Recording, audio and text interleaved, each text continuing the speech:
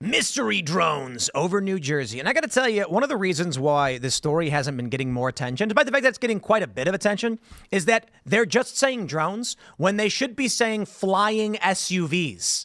And you start telling people that in New Jersey, there are flying SUVs everywhere and no one knows where they're coming from, people might start freaking out.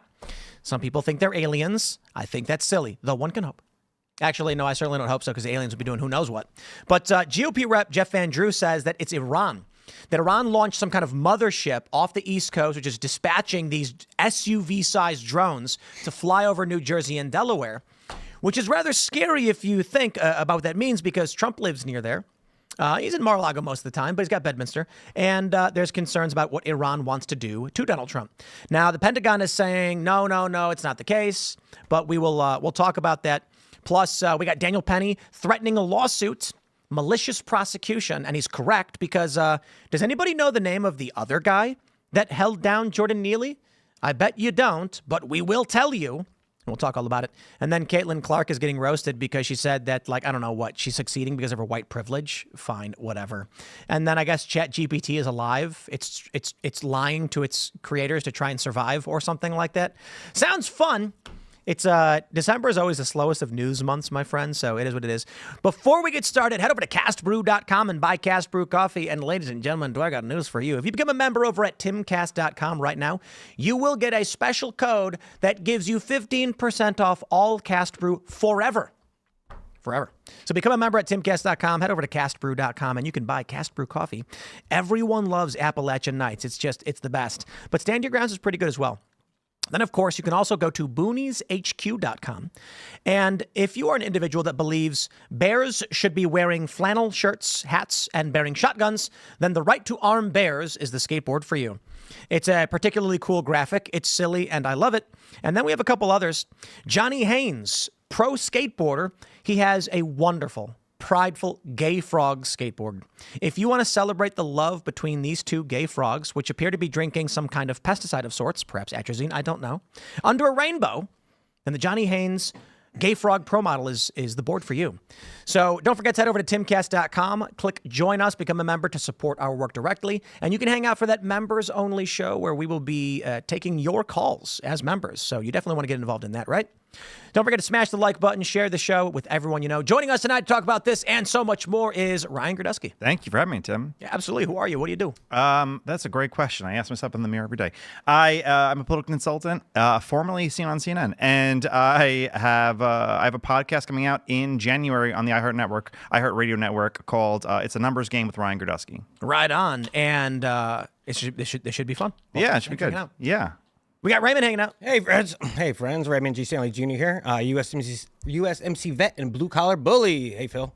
Hello, everybody. My name is Phil Labonte. I'm the lead singer of the heavy metal band All That Remains. I'm an anti-communist and a counter-revolutionary. Ryan didn't tell you, but he is actually a beeper salesman. I was going to wait to say anything. I have to do something better in my life where that can't be the only thing I'm known for. I have to figure out something else to do. Dude, it was great. Yeah, I know. Definitely something to be proud of. We do have a story. CNN is losing in the ratings to the Food Network. But we'll get into it, but I don't want to drag CNN over this because the Food Network's awesome. Everyone loves food. Dude, come on. Watching someone make a good lasagna. Like the Christmas. That's actually a really good point. They have the Christmas baking time right now. Food is universal to human beings. Yeah. Not everybody cares about the news. No, I'm not going to blame CNN for that one, but we'll talk about it. So let's jump to this story here, the one that is the most shocking. The New York Post reports mystery New Jersey drones are coming from Iranian mothership offshore. Congressman suggests, quote, should be shot down. Holy crap, no. That would be catastrophic. They shouldn't be allowed to fly over New Jersey in the United States. But I just want to stress, he didn't suggest it. He literally said, I have high-level sources who are telling me this is Iran doing this. Now, that's kind of scary if it's true. I don't know that I believe it because we're going to need some, better sourcing. But the Pentagon has come out and outright said, nah, this is not true. Sabrina, can you tell me what the Pentagon is doing to address this issue of drone sightings over New Jersey? It's near sensitive installations. The FBI is involved. What is the Pentagon doing? I'm going to pause real quick and just stress, guys, these are not just drones. They are the size of SUVs. These are flying Escalades, okay? Not literally, but massive vehicles flying at low altitude over these urban areas, and people are like, what is going on? And apparently there's been 3,000 reports to the federal government about, so that doesn't mean 3,000 drones, but people are seeing these things all over the place. Is the Mothership the SUV, or are they all of them? No. There's a ship off the East Coast that's launching SUV-sized drones. Okay. Yeah, which is, I mean, that's a big runway. I have one thing to point out. If they were flying saucers and they crossed the whole universe and they ended up in New Jersey, You've already made your point. You've already made your point. disappointed would you be as an alien? Would you be Especially like, up north, right outside New York right, City, exactly. you know, Like where it you're in smells. Newark and you're like, I gotta get out of here. Like this, Is this what humanity has this to offer us? exactly. This is not a great place. Like, let's leave. For that matter, if it is Iran, what are they doing in Newark? Well, there's a lot of chemical and there's nuclear plants up there too. There's a lot of chemical plants. A lot of for trash. sure. That's all I know. There's a ton of chemical plants up in northern. Well, maybe that's why the aliens would come there too. For what? They would have their own chemicals. Well, to take out our chemical production. I guess. I mean, reason Iran would. Iran war with Iran or makes war with more aliens? sense than aliens going to like Delaware to see like Joe Biden like nude bathe on like the beach. Like, that would be. Actually, I disagree. That's one thing the aliens probably would do, to study humans and be like, let's see what their leader does on the beach. And imagine they see Joe Biden. He's like doesn't know where he is. He's stumbling. They're definitely and they're like, invading after they see listen, him. we're not going to this country anymore, this place anymore. This is the strongest of them. We're gonna just bypass the planet. You know, it is silly, but the scariest thought is if aliens did come to Earth and then said, we're going to choose a nation that we believe is the strongest we should communicate with for treaties, and they came to the United States and saw Biden, they'd look at each other and be like, let's try Russia. Yeah. I mean, I can't imagine them not being like, they picked this guy? Do they actually have a say in who Right. chooses, you know? That's true though. That is really true. Or if they went to like the wrong place, went to like Mozambique, and they're like, "Whoa, like we are in the wrong place." You know, one could imagine they would go to where the lights are. Right. That's true. But that's assuming they have eyes that can see light as we see light. Right. For all we know, they don't. Or heat. They'd emit with heat. I guess I could feel. I have no idea. I don't really think about aliens that often. I don't think this is aliens. I don't think I'm not it's even aliens sure it's either. Iranians. But then the question is, what is it? And why would Jeff Van Drew say it was Iranian and they should shoot these things down? Well, can't they? Isn't it possible? And I know nothing about like how to destroy a drone besides like obviously shooting it. But can't they like jam it? Or I guess it would maybe affect the planes too. Yeah, you could, but you need information on the drone and to understand how it's being controlled. If it's pre-programmed flight, then you probably can't do anything. I feel like we have the technology to do that though, don't we? For one So of them. these drones in general don't need GPS or wireless data to fly in a path. It can be pre-programmed internally, and it can measure its own speed and distance. And Even if it's the size of a Subaru. yes, you know- especially if it's the size of a Subaru. Okay. Yeah, the people are so used to like the small drones that they see, the ones that you can fly and own personally and stuff. You forget that like the first drones that you knew about were like the Global Hawk and the drones over Afghanistan that could carry Hellfire missiles and fire them. And that was the first exposure to any kind of military drone, at least. I mean, there are big drones. There are drones that look like at least the U.S. has drones that look like stealth aircraft, or they have stealth characteristics and stuff. Yeah. If it is Iran, I think that the U.S. should be, the Coast Guard should be patrolling the waters off our coast. How did Iran get a ship large enough to house a ton of drones and get it that close to I mean, is it in the middle of the ocean or is it close to New Jersey? I don't know what the range is, but Yeah. the Or Jeff Van Drew is wrong. Or Jeff Van Drew's wrong, which is, I mean, he does represent Southern Jersey, so. Right. You don't get, and he used to be a Democrat. He was a Democrat. He's the only Republican with a A+ rating from like the pro-abortion people because he's still very liberal on social issues. But he wins by landslides. They do love him in South Jersey, but I mean, it's Cape May, so.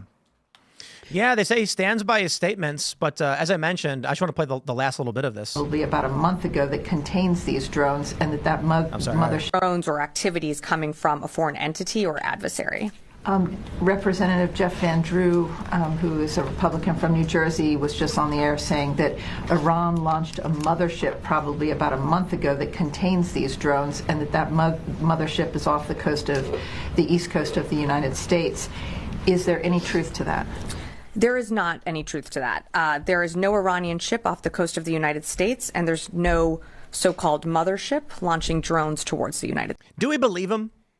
No, I think that the military generally doesn't want to give the public information about anything that's going on ever, because Correct. the government likes, to overclassify things anyways. They like to control what information is out, and there is legitimacy to the desire, because the more the government, the military can control the information that whatever opposing force has, the more they can control the information they get, the better position the U.S. military is in.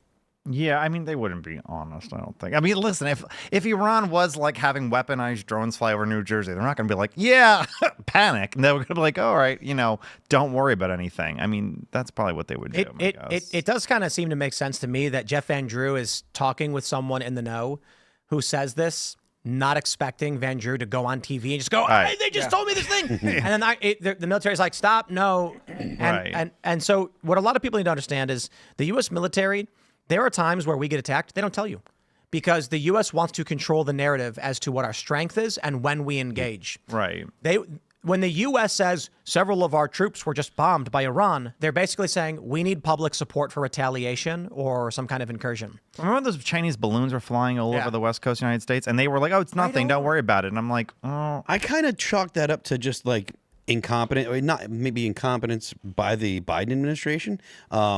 But look, I think anything that violates the U.S. airspace, if it can't identify itself, the U.S. has every right and probably should shoot it down. Right. Because the size of bombs and things like that, you don't need a massive, especially when you're dealing with stuff that's the size of a car. And like New Jersey is the most densely populated state in the country. If they have a Christmas holiday season, they could just like literally, if forget about blowing up if they blew up a bridge, like they would lock down literally the most populated city with the most densely populated state in the a blink of an eye. So it doesn't. I mean, they don't have to. I mean, I'm saying I don't know if they're weaponized. I don't know if it's Iran, but I feel like if you downed one and there was like Iranian like language and print or whatever, like made in Tehran on the side of it, you'd be like, oh, okay, I kind of know who this is now. I do think that it makes sense to shoot him down. I mean, Raymond, you're a military guy. But, I mean, yeah, there's a lot of implications if you're just going to go ahead and shoot it down over like populated lands. Sure. I think they should have a helicopter out there. I don't know why they don't have a helicopter out there tracking them, see where they go. If it's actually a threat, why are they not someone in there, Apache in the air, following them and seeing? Well, they shot down our drones. Remember under Trump, they ran and shut down American drones, and we didn't retaliate at all. They were like, the thing to consider about shooting down these SUV-sized drones is first. What happens when it falls out of the sky and what does it land on? That's the obvious one. The next one is, where do your bullets go? Yeah, it's true if you're dealing with bullets. I think that if they're the size that we're talking about, if they are the size of a car, they should have a radar signature. I don't know. How do they miss them? Yeah, you could see them while they're over the ocean still, if they're coming from the ocean, if that's the argument. Now, again, I don't know. Shoot on the beach. It's December. There's no on the beach. Well, I know that you can still shoot them out while they're over the air. Right. Yes. And I do think that this is an argument for in the future. The U.S. should be looking to. I know that there's efforts to create like laser anti-air stuff that's not missiles and stuff, because shooting a missile is expensive. What's a javelin's like $100,000 per shot or whatever. That's pennies in our. Maybe under the new Elon Musk Doge, we won't be spending that kind of money, but that's nothing. It is, but if you have a laser, like lasers are faster to track. They can target stuff. Ostensibly, the theory is that they Dr. Evil laser. Well, they can shoot down. Well, they have lasers on ships now. I know. And so if you had that kind of stuff, they can shoot down. Like there's all this talk about hypersonic missiles, which are just ICBMs or whatever. If you can track and shoot those down, I mean that's a worthwhile. So how many expense drones for the US. was it? Because it's not 3,000 drones. It's 3,000 sightings. So that could be 3,000 people one time. One time. That's a good question too. And I think it's dozens.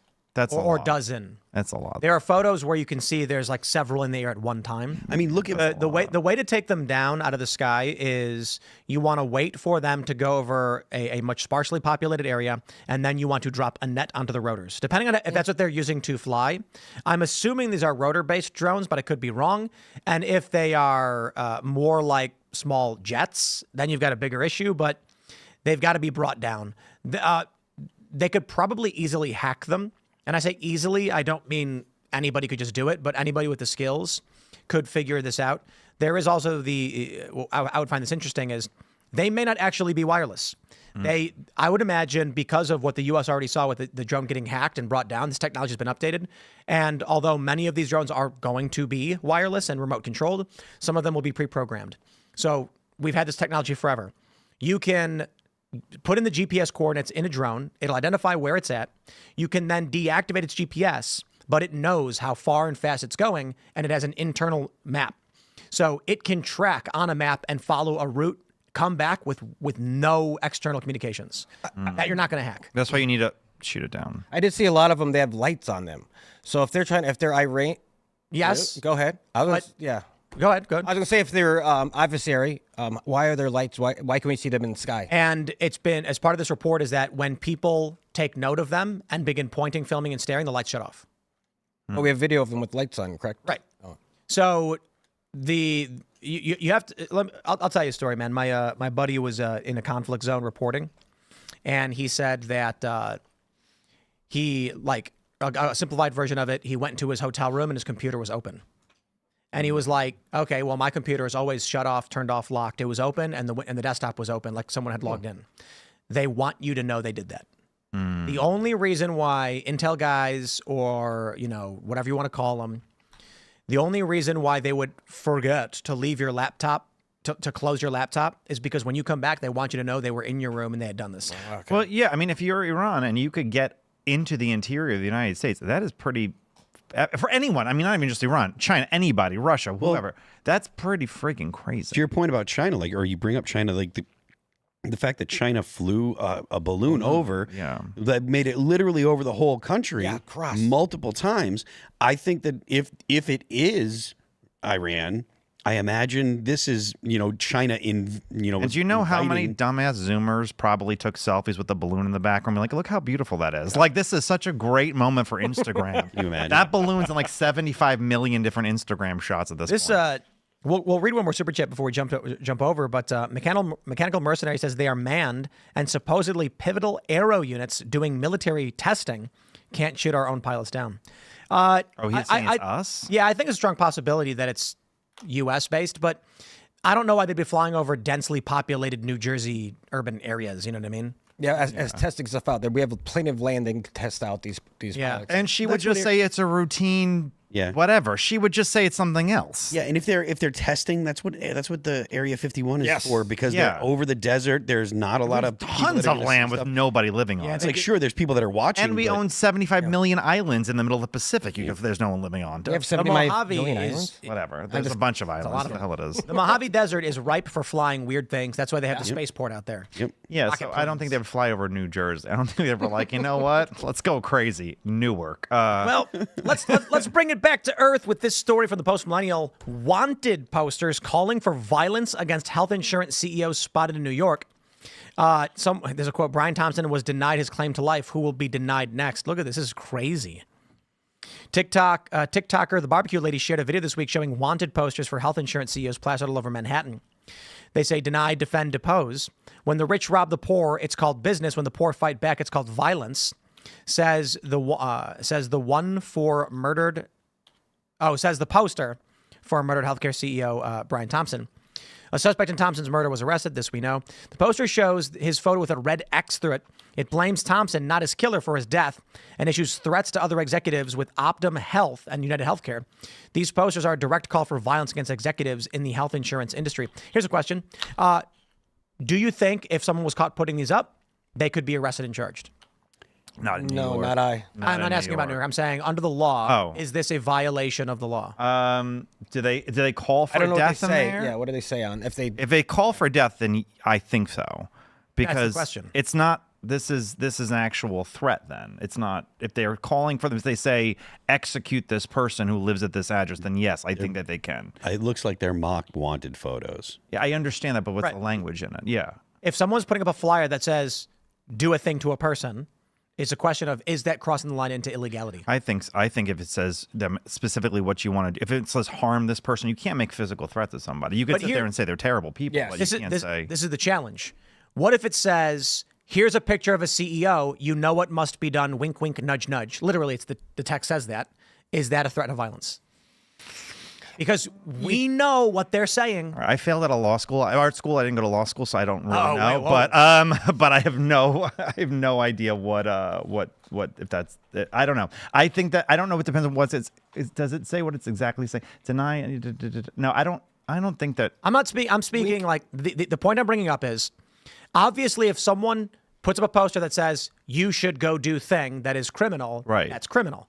I'm saying if someone uses veiled language that we know what the intention is, but they didn't literally say it, do we just say, Well, we you know, saw that in all the Gaza protests. They said veiled language, but it was legal because we have a First Amendment in this country. You can say something as long as you're not actually threatening somebody. I think that there was. I think this is if this is veiled language, it's It depends legal. on if they're you- going to start going out chanting, "Oh, won't someone rid me of this priest?" Yeah, but I mean, it depends on the question you're asking. Are you asking is or ought? So should it be illegal? Maybe. Is it illegal? Great point. Probably not. You know the story of "Won't someone rid me of Yes. this, rid me of this No, priest?" I don't. The king was frustrated with the priest. He was like, "Oh, won't someone rid me of this priest, this meddlesome priest?" And then 2 knights were like, "Okay," and they went and killed him. And he was like, "I didn't tell you to do this." Where was this country? Is it for real? Britain, I think. Let me pull it Oh, up. okay. Sounds like a British thing to do. It does. I don't think that this. I don't read the poster, and I didn't go to law school. Turbulent priest. It was Henry II of England. Oh. Preceding the death of Thomas Becket. He was frustrated and annoyed by him and said, Well, Beck can never shut up, so I can see that. yeah. I think that I don't think that this is illegal from what I see, but I'm not a lawyer. But it's definitely a threat there, and I'm sure if you were a CEO, you'd probably be moving to a gated community and So, not seeing yourself publicly. What you're saying is a civil war is coming? No, didn't say that at all. And their fight back is like, America is so fat we cannot have a civil war. We can barely walk to the corner. So like it would be a rolling electronic civil war where we're all on like those things you see at Walmart and Disney World. That would be like the army instead of tanks. that robot animation. Yes. yeah, yeah. Just the morbidly obese of both just factions. obese people just trying to, roll towards each other. Sir, we need more rascals for the front line. Forget about rising again. They can't rise, period. It's just, no. It's no, I don't think that this is But like, what do you think happens with this like wave of? Is this a flash in the pan that people forget about come January? Well, look, you were at the Occupy Wall Street stuff. How long did that last for? Well, not only that. 4 months, and then by like February, the protests were a tenth of their size, and then Yeah, everyone moves on. Listen, I know. I don't. If- I don't think that it's everyone moving on. This kind of stuff, this sentiment, is built on Occupy. It's built on the. that's true too. It's you know, it's the same people involved. okay, but true question. If Luigi was not good looking, would anyone care? Oh, good question. I No. do think so. They don't care about the crime as much as they care about the person because he's handsome. John Bonet, they didn't care much about the crime, they cared about the victim. I don't know, man. George Floyd was not that pretty, and that still set was up a just- bunch of yeah, riots Yeah, and but Chauvin. stuff. It was But I understand what you're saying there. That the charisma of the actual shooter might have something to say. Big difference, But I have felt like, and I continue to make the argument regularly that there is a sentiment in the U.S. that is illiberal. We have a big communist problem in the U.S. and there are people that are essentially making, class dynamic arguments or class conflict arguments. This is totally about class dynamics. That's 100% true. His case is very strange. I was talking on the way here. It's strange because He I might be don't the guy. You don't think so? But even Well, if, his lawyer said they've so far been presented no evidence that he's actually the guy who there's no evidence tying him to New York. I'm not saying I believe that's true. The lawyer could be just saying that for obvious Yeah. reasons, but also the police reported that this guy wasn't even on their radar or list when he was actually apprehended. Why did he have to show an ID at a McDonald's? No, they called the did. cops. They called the cops on him, and the cops came in. Show me your ID. McDonald's. So the cops asked. Yeah, him, like, okay, who are it you? wasn't Show a me your McDonald's ID. worker. Okay, so someone told me. But why? How I have did a they second rec- cousin who how did looks they just like recognize him. Yeah, I don't know. All Italians from Southern Italy look like semi-related to that guy. I think that here's what's weird. He was from a super wealthy family, right? I don't think he was denied any services. That's the whole argument. Like, oh, he was denied a service, therefore he became a vigilante. I never have heard of him being denied a service. I heard that he got back surgery that is notoriously ineffective. Like, you get it and maybe it'll work, maybe it won't. And his didn't work out, and so he blames the insurance company. No, you know that he's an incel, right? He can't have sex, which also makes no sense because he's so built, he's so jacked. How can you lift weights and not have sex? That's why I think it's let her get on top. It's not that much work. I mean, like, seriously, that doesn't make any sense. A lot of things in his narrative don't make sense. Someone reported, so it's like a guy who knows him says that his back pain was so bad that he couldn't be intimate. I read that was like a roommate or something. I'm just like clarifying for the audience. No, I mean, I get it, but like at the same time, a lot of things in the whole story just are very strange. It could be really simple. Like, the thing about incels is that there was some interview a while ago with a guy who was an incel, and he was an average-looking guy, and he was like, "It's just impossible for us to be intimate with women, blah blah blah." And the response from most people in the comments was like, "What are you talking about? This is like a normal guy. The issue is social and in his mind. It's possible he's ripped, but still completely incapable of talking to women." I mean, listen, possibly he's very handsome. He went to an Ivy League school, rich family. I'm dumb as a box of rocks, though. Possibly. Did you read his manifesto? I mean, there was a lot of spelling That errors. dude is dumb. Yeah, a lot of spelling errors. Well, I mean, like, there was a lot of spelling errors, and I also read some of his book reviews. I also saw his Spotify playlist. That was strange as shit.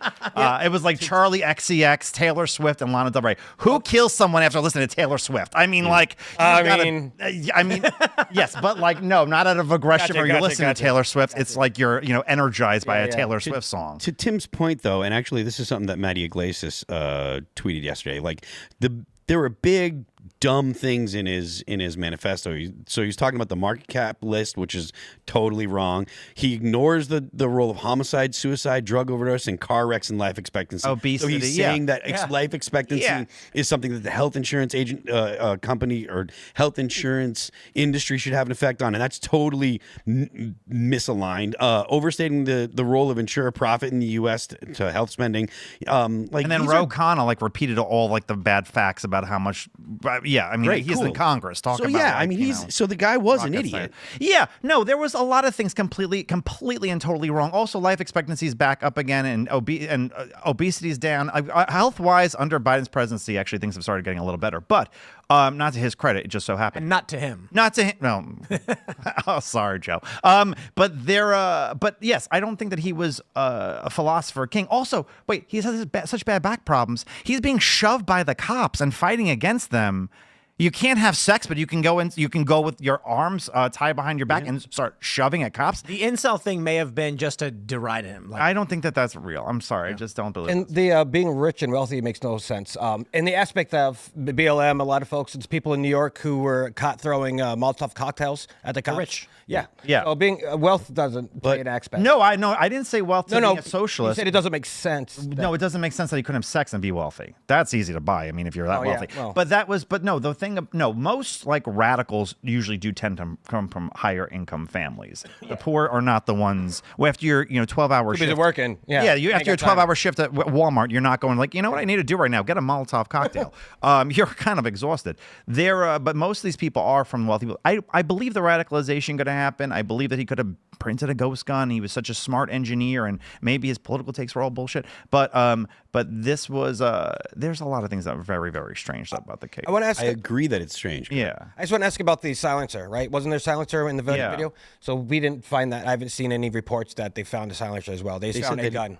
Or no? The photos I seen was just a gun in magazine. But didn't they say that they had the silencer? Not that I've read yet. Can I just tried to look it up a little bit, but I haven't seen it. One other thing. We know more about him than the Trump shooter, the Las Vegas shooter, Oh. almost every other shooter. And I think it's because partially people are interested in him because he's good looking. I don't think that they cared. I think that has driven a lot of attention in this case where, I wasn't alive during Ted Bundy.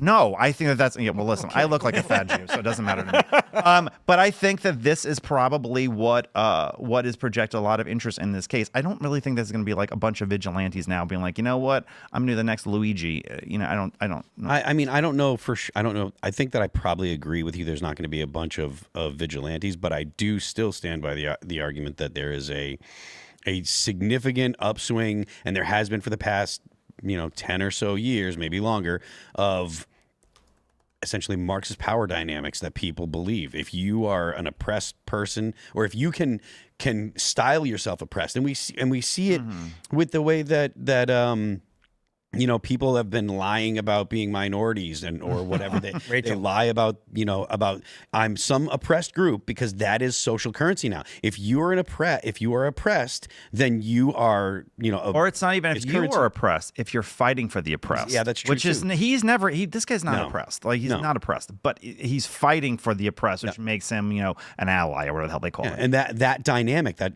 essentially that again Marxist power dynamic, is something that is really, really prevalent probably in Gen Z and maybe some younger millennials probably too. I mean, and it's a poison. Yeah, and I think a lot of it lives on the internet, where the people's brains go to to fry. I think there is mental illness is really being driven on the internet big time. I was talking to a buddy of mine who was recently in New York, and he was concerned that the people who follow, the liberal center of New York, would have a negative reaction to his presence because of his online persona. And he found completely none of it. And people were happy to meet him, and they were fans. And I was just like, there's two things to understand. The internet is not real life, but the internet deeply influences the institutions of real life, like how ads are bought and what people are willing to say or not to say. So what I find is 99.9% of the people I meet are going to be fans.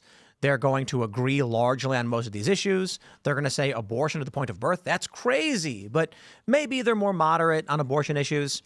But then the problem is with the internet and with wokeness, up until obviously the sweep this November, advertisers and individuals are scared to speak out against what they perceive to be the dominant culture. Right. No, that's true. That's 100% true. People only look at financial retaliation in I saw this on like a Instagram thing, so maybe it's not true, but didn't a lot of the View ladies just recently lose endorsement deals or whatever because of how hatred? Look at MSNBC. I know that for a fact. Yeah, that's what I read. There were a few of them that lost movie deals or whatever.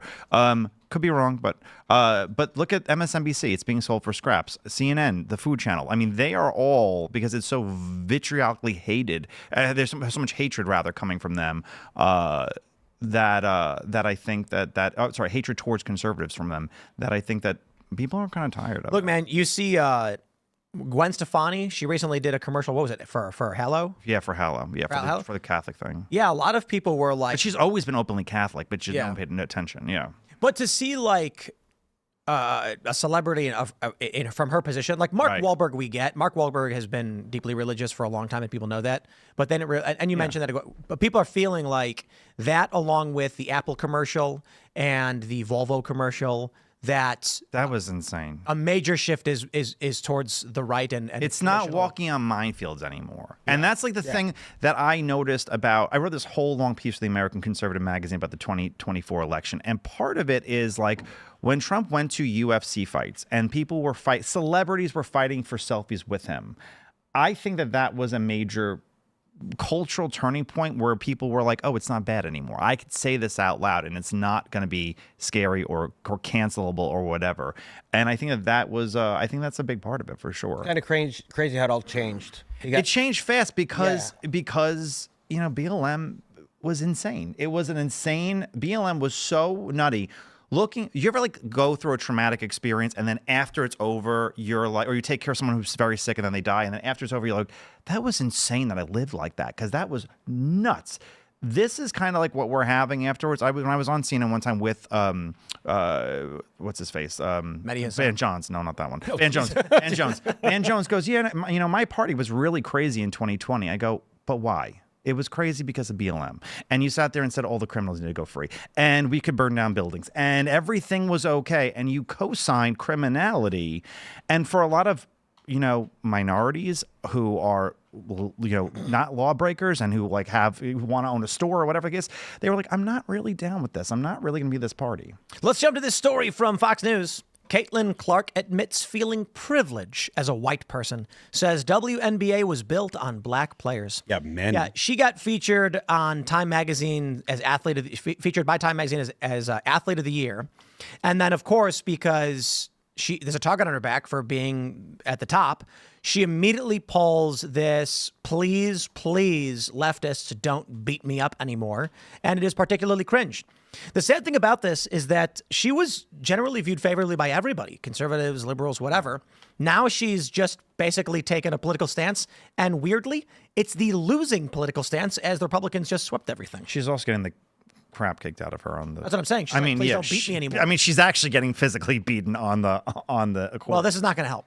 No, there's no way. It's a bunch of angry lesbians beating the hell out of her because she's a pretty straight white girl. I mean, that's exactly what we're watching. This is Fight Club. It's not really the WNBA. Am I wrong? It's not going to change. No, I mean, we're going to have this for generations, right? We're going to have the millennials started off. We're going to have Gen X or Gen Z and then Alpha. They've all been institutionalized to believe that white privilege is a thing, that all this woke ideology is a thing. The normies will believe this kind of I bet you she did not write this statement. I bet you a PR company did. And they said, this is the way you handle this. And this is the statement you have to give. Because she doesn't ever speak of politics. And I think, I might be wrong on this, but I think she used to like Instagram posts that were Trump friendly and people had a big outrage towards that as well. There's no... She could consider perhaps growing a spine. I mean... It probably got knocked out of her on the court. I mean, that's... Hey, man, sometimes having a spine means getting your spine kicked. Unless she believes it. Like I said, all these people have been taught this for years and years, their whole growing upness. I don't think she actually believes it. I don't really. I think that her PR company was like, "We'll take care of this. This is our job. We know what we're doing. Look at how much we helped you. You're this big celebrity." And they wrote something, and she probably was like, "All right, that sounds good." I don't think that she's a particularly political person. Well, you could be kind of. Well, this is the problem with wokeness in institution and industry and sports or whatever, is that nobody wants you to be. The culty people do. They would demand it. But she could have just not entered the fray of the culture war, and she decided, hey, I'm not a very political person, and I've got people on left and right who actually are cheering for me. I'm going to ruin all of that and scream one of the most fringe political ideologies I can. I think that Ryan's right there. She's probably getting beat up and not literally physically beat up. Physically, so she is physically getting beaten they've up. Been attacking her on the court. They've been literally pummeling this poor girl, and her teammates don't stand up for her. They let it happen. It's ridiculous. And she's making $40,000 a year. She's gonna need that back surgery that Luigi had pretty soon, and she's not gonna have the money to do it because she's making $50,000 a year as a WNBA player. She has endorsements. Oh, I know, but still, I mean, she's the most famous WNBA player I think who's ever lived at this point. I don't know. I can't name another one. I can't name a single one. I can't name a single WNBA player. So no one cares about the WNBA. No, but she made it interesting, and the fights made it interesting, and Can you off the top of my head, Venus and Serena Williams, and top female athletes. Mia Hamm, was that her name? lesbian she was tennis player. soccer player.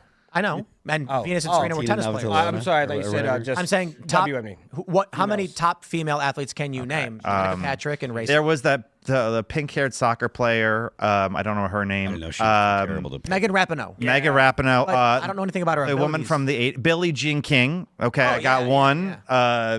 The other lesbian who's I don't know. I know. I mean, Venus and Serena is the easiest because they're some of the greatest athletes of all time. Yeah, I mean, for women.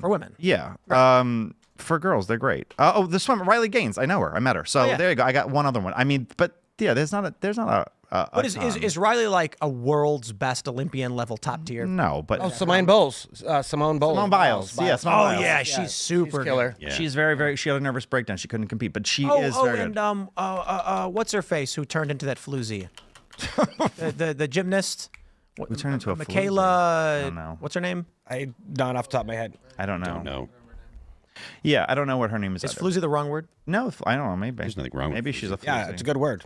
Michaela Maroney. I don't know who that is. Yeah, she just started doing Instagram content or whatever. Oh, she became a thought. Maybe I'm wrong about that, and I should apologize because I don't know what I'm talking about. We're not really killing on the female athletes list. They're gonna be like 5 guys in a room of 5 misogynist patriarchists. Maria Sharapova. Oh. She was huge. Remember? Oh, yeah. She was the tennis. Navratilova. There you go. Now it's totally yes, because she talks about all the women's stuff. She wants women's sports. Yeah, there's We're killing it. yeah, But hold on, There's like a No, dozen. But between how many more people. WNBA? Oh, 0. There's not a chance. Dana Terezi. I don't know who that is. Oh, What are okay. you talking about? She's really one of the OGs. Did you just look that up? No, I knew that one. Okay, I didn't No, know. she, don't no, believe she's you. good. I swear to God, she's good. Okay. I mean, listen, wasn't there only one like dunk in the whole history of the WNBA? Like the Yeah, one that time? was that tall lady. Why Yeah, don't okay. they can't dunk? They can't cannot dunk. dunk. They physically can't. They can't physically. Can't. Weird. They can only jump like 1 foot instead of 2. Yeah, they can only. There's only been one. I think one dunk in the history of the WNBA. Yes. Isn't the hoop lower though? I don't think so. I don't think It's so. the same. I think it's the same. Shit, I have Only zero one idea. dunk. Yeah, so it's not. Remember when that group of high school boys Check beat that. the U.S. Olympic Yeah, women's team? 15-year-olds. The 15-year-olds beat them. It's biology's real. Yeah, I mean, at the end of the day, biology's real. You'll get in trouble for that one. But it's true. I skateboard, so I don't know much about like basketball, football, or otherwise. But I can tell you that major league sports don't bar women from playing in them. They just Really, they don't. yeah, a woman could try out for the NBA if she wants to. Oh, I didn't know that. Good luck. That's why there have been women who've tried out for the NFL as kickers. And Did they ever get it? no, Oh, there are a few female kickers who are decent and they've tried and then like just flubbed it. To answer your question, it was the best trade America has ever made for a hostage in the world would be Brittany Griner. oh yeah. Only one to ever dunk. There you go. Yeah.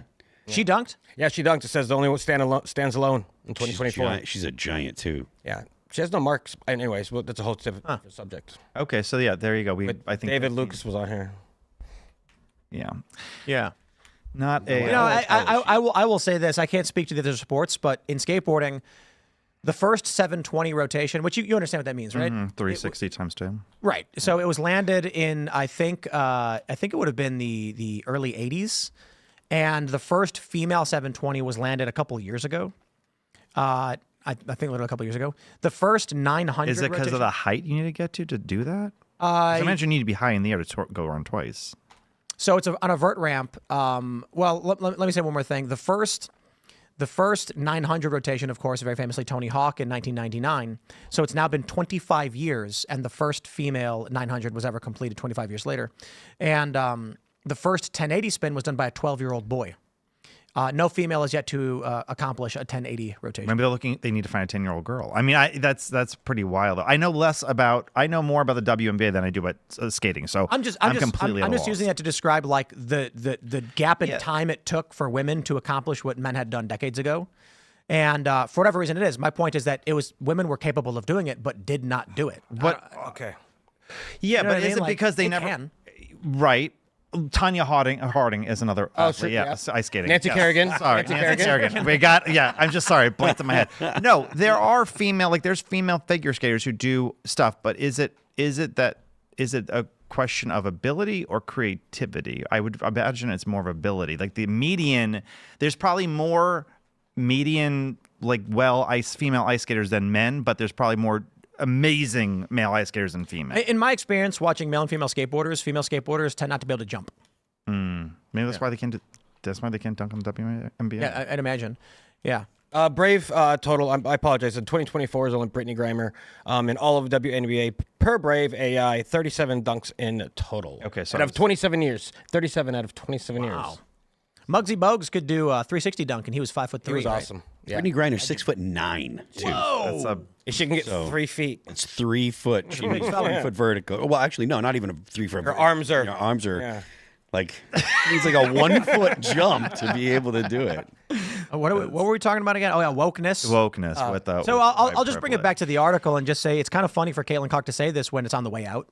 Right. Like we just saw the massive wave towards Trump and against this, and she's like, "I'll go the other direction." I think it's probably a PR firm, and I just think that I mean, it's not easy, especially when there's a racial view of everything that she does because she is a white woman in a black sport with a black audience predominantly. Imagine.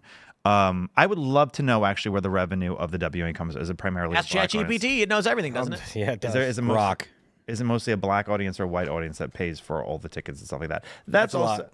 I'm like, I can't. It's all offset. It's all by subsidy. There's no audience at all. Yeah, it's all, Nobody watches it. It's all financed. People by watched the it when she was NBA. playing, though. In the No, those are just college. family members. No, and She's got so many family members. she's got. Like, She's from the No, south. all the players' family members show up. Oh, like, yeah. you know how when like a high school band is trying to play a show, they just bring all their friends and Yes. family to Yeah, pay yeah. the $5 to come in so they can do the show. That's what it's like. That's a WNBA.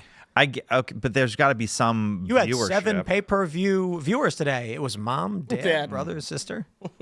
Yeah. We're just ragging on the WNBA now just because it's funny. It is funny. So Grok says that it's a mix of individual fans, season ticket holder groups, and organizations and resale market. I wonder the demographic is mostly. I'm probably it's a lot of black audience doing that, and so she feels like this is what they have to do. I don't know if I agree because Daytime TV is overwhelmingly black female viewers. Really? And, Really? Oh, it's like and that's WNBA's daytime TV. no, but like that's why you see a lot of that's why you see the casting of daytime TV being what it is because it used to be 30 years ago a lot of stay-at-home moms in the white suburbs doing that, and that's why it's soap operas. Now it is primarily a black female audience. It's overwhelmingly, and that's why I do know that for a fact, and that's why the daytime TV looks the way it does. Maybe. And the politics the way it is. Maybe this is maybe she's just like this is what your demos look like. I mean, this is a whole different subject. Is that because a lot of them have they're not working and they're I don't know. I don't know why that's the audience. Okay. I do know that's the audience. Okay. And that's the audience for The View, and that's why The View's topics have changed. That's why their politics have changed. It's what the same thing. That's why there's so many judge shows. They're cheaper to make too, but that's why there's so many judge shows. That's a demo that sits there and feeds into those things. So I don't know, but that is why I imagine part of it is sitting there and saying, Caitlin, your audience is 50% black women or whatever. So you're going to sit there and toe the line and keep pushing on this. Possibly, I don't know. But I mean, this is a spoiler for sponsorships. Yeah, if it's like what's her face, who was the transgender Dylan Mulvaney? Dylan Mulvaney. Yeah, I mean Dylan Mulvaney. So there will be, by the way, Bud Light is not going to recover. There will be an economics course, hopefully one day, like Harvard Business School, saying how to ruin a very successful business, and it will be all about Dylan Mulvaney's endorsement. Oh yeah. If they're like in a real And the world, response to it, like no, in a real world, they should be teaching like business courses of how to ruin a company. Indeed. Well, let's move on. Let's jump to the story from Fox News. Daniel Penny's lawyers weighing malicious prosecution lawsuit after trial. Collusion from the very beginning. I'd like to start this by first, that those aren't familiar, I think everybody knows. Jordan Neely was a well-known violent criminal who had rejected treatment, who appeared in a train threatening people. Daniel Penny had subdued him. In the process, Jordan Neely ended up dying after the fact. Penny just recently was acquitted. But as many people, they're somewhat aware, I have a question for all of you guys. Can you name the other man who held down Jordan Neely? No. negative. I don't know. I know he's I'd black. have to Google it. I'll give you some. I know his last name was Gonzalez. That's all I know. Oh, he's close. Oh, Eric Gonzalez. Eric. The black man who held down Jordan Neely and didn't get charged. So it sounds to me like Daniel Penny may actually have a malicious prosecution lawsuit. there should be some kind of recourse where if your life is destroyed by a political DA somewhere, you should have some kind of recourse to sue them. I mean, I don't know what that would be like. I'm sure you could sue the city. You can't sue the DA personally because there's. Oh, it says they're going to sue him. The lawsuit would target DA Alvin Bragg and the medical examiner's office. Yeah, I mean, who do you target in a malicious prosecution anyway? Yeah, but the DAs have protective immunity, so I don't know if they Do can. they? I know cops do. I'm almost 100%. You would know more than me. I'm just. If the DAs don't have protective immunity, I would be shocked considering how many would have already been personally sued and had their house taken away. That would be hard to sit there and say how they could sue him personally, but he could definitely sue the city. That would be it says his team is eyeing a malicious prosecution lawsuit against DA Alvin Bragg and others behind the charges, turning the tables. Quote, they knew they weren't going to be able to get him, so they had to get rid of that top count in order to get that second count, just in hopes that maybe they could pull out a win here. Do you know that Daniel Penny is also Italian? Like as a fellow Italian, it has been highs and lows this week as far as people making the news among my people. Yeah, maybe you should call the family. I don't know what's going on, but we've had ups and downs. Yeah, I hope. I hope he's successful. I don't know how he would do it, but I hope he's successful because he was ripped his whole life, even forever. No matter what he does, he could cure cancer, and it will be next to his name. The guy who did the chokehold. Did you see what the corporate press has been saying? There was one print paper, and it said Marine acquitted after strangling subway dancer or something like that. Yeah, Unreal. It's just strange. yeah, but where does he go to get his life back? Really, I mean, that's the thing about the internet. There's no way to ever go back to your normal life. You can never have a normal. Even if you move to like a red state or red county, you can never have a normal life again. That will follow you. That will follow your kids for the rest of their lives. Everything. I mean, and it was clearly all nonsense. Well, he could solve this easily. Oh, If he transitions and gets a new name, and no one's gonna know. Daniela. Danielle. Well, it's a little on the nose. But Yeah, That's what they usually do. Maybe he can change his name to Jordan. Penny. Neely. I mean, yeah. And then put on a dress. And dance. No, but that's a good. I mean, listen. I hope he's successful. But So that's this is not to just shift too dramatically, but this is an interesting conversation that came up. I can't remember what podcast I was listening to. They were talking about how that trans youth may be a result of being unable to escape the internet, and that so imagine this: you're a teenager, and someone films you at a party or whatever, and embarrasses you and ruins your life. Everyone's making fun of you, and they keep sharing the video, and you can't escape it. You want to change your name. You want to be someone else. That's dark. And yeah, so not that it's an absolute reason of all trans youth, but that the concern is that there are young women who are deeply embarrassed, deeply impacted by social issues, get mocked and made fun of for something in school, and then are told you can change your name, change your appearance, get surgery, and be someone else, and move to a new school if you do this. Yeah, the UK just banned hormone blockers today. Yeah. So, yeah. Yeah. Very It's good news. definitely that's the razor one roof. thing they've been actually pushing for a long time. That's actually conservative. But the thing is it's clearly a social contagion. There's absolutely no way it's not a social contagion. The difference Strangling of subway dancers or not being trans as a child. But the difference is like when you're about my age, so I'm 37. When you were getting picked on in school, when you had an embarrassing incident, when you did something, it left in school that day and you went home and it didn't follow you. And now with the phone, it follows you. And Right. a big part of that is, I don't know. I think that there's no escape. there's no escape. It literally follows you. In Australia, they just banned apps for people under 16. I think we should. Yeah, I think. Apps under 16. I think you should only be allowed to have a smartphone after 16, and before that, it should be a dumb phone. I do a lot of things with school boards because I run the 1776 Project PAC. We do school board elections. And the number one school board trend that's happening in schools across the country, and this is blue and red, is the banning of cell phones in classrooms. It's happening across. It will happen in the schools. But the dumb phones are fine if all they can do is make phone calls. They're texting. As I said, just phone calls. Texting is They have a rotary phone. There's no reason to have phones. in they have schools. phones that they make for kids. Right, where in general. it can dial and it can't make text. Camera, really? I Yeah, know yeah. that. I thought it was just texting. There was an e-ink phone that came out a while ago that all it does is make phone calls, and they target it for elderly people. Right. But I think they should need to parents. You can lock the phones, you can get them, and you can disable it, but the kid's going to figure out how to Well, you know what? It's the problem is the parents are oftentimes in the classrooms, one saying, no, you have to have my kid's phone on because I need to get a hold of him at all times. And it's this in mass anxiety by parents, which is nonsense. Did you hear that story of the mother who got arrested because her 11-year-old was walking to the bodega? Yes. Yeah. Hey, what's going on? Let the kids just go do their thing, man. But when you realize like how much more dangerous the world was when we were growing up in the early 90s versus now, and the paranoia compared to, and before that, what Gen Xers grew up in the 70s was like, it was far more dangerous. Go outside and don't come back till the lights are on. Yes, Yep, I was going to say, exactly. when I was 30 years ago, my parents were like, you're grounded from inside the house. Push me outside, close, say, when the lights come on, come home. My mom would kick me the F out. Like, get out of here. I'm trying to do something. Come back later. I'd get on my bike, and then I would ride around to my friends' houses, and then when the lights came on, I'd ride home, and then I'd come home and we'd have dinner or something. Yeah, but it's remarkably a much safer world than it was 50, 40, 30, 20 years ago. And you would think that it's massacres are happening on every single block, the way that people are treating children. And that elongates childhood. There was a great book called Generations. I forget the author's name. Jean Tweedy, whatever her last name is. But it talked about how people are children well into their 20s now and have a child mindset. So a 25-year-old now has the life experiences of a 15-year-old. And I have some relatives like this who are in their early 20s who, I mean, I did more at 16 than they did at 21, and they have no ambition to even do that, which I think is part of the breakdown. This is going back to the story of Luigi Mangione. Look at his life.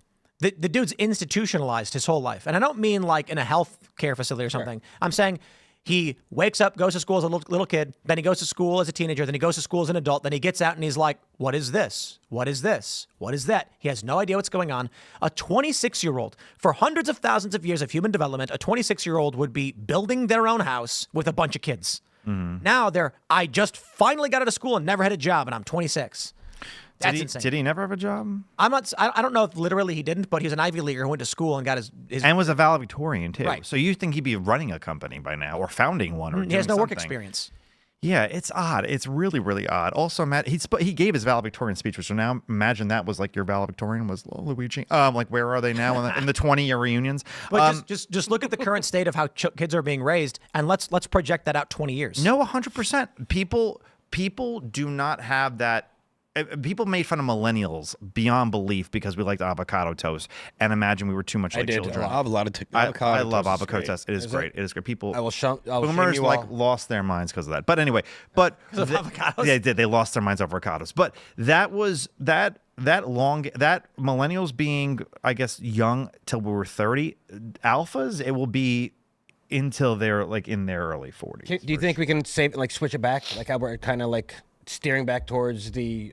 There was a story about how the number of wealthy white Americans who are going to college is down, which I thought was very, very interesting. Yeah. And I think that maybe people, if they have the opportunity to do something else, are taking it, and that taking a level of risk is part of growing up. Right? We divorce people from risk. That makes them children forever when you have everything decided for you. So maybe by not going to school, maybe sitting there and having a risk of like, I'm going to start a company. I'm going to make a job. I'm going to do something for myself.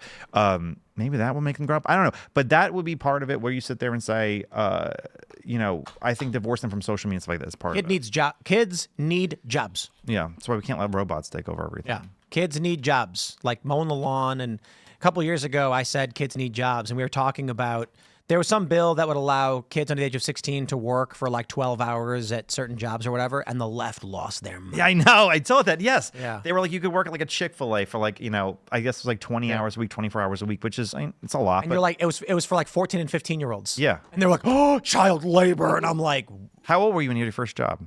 9. 9? Yeah, my family owned a coffee shop. Oh, okay. That's right.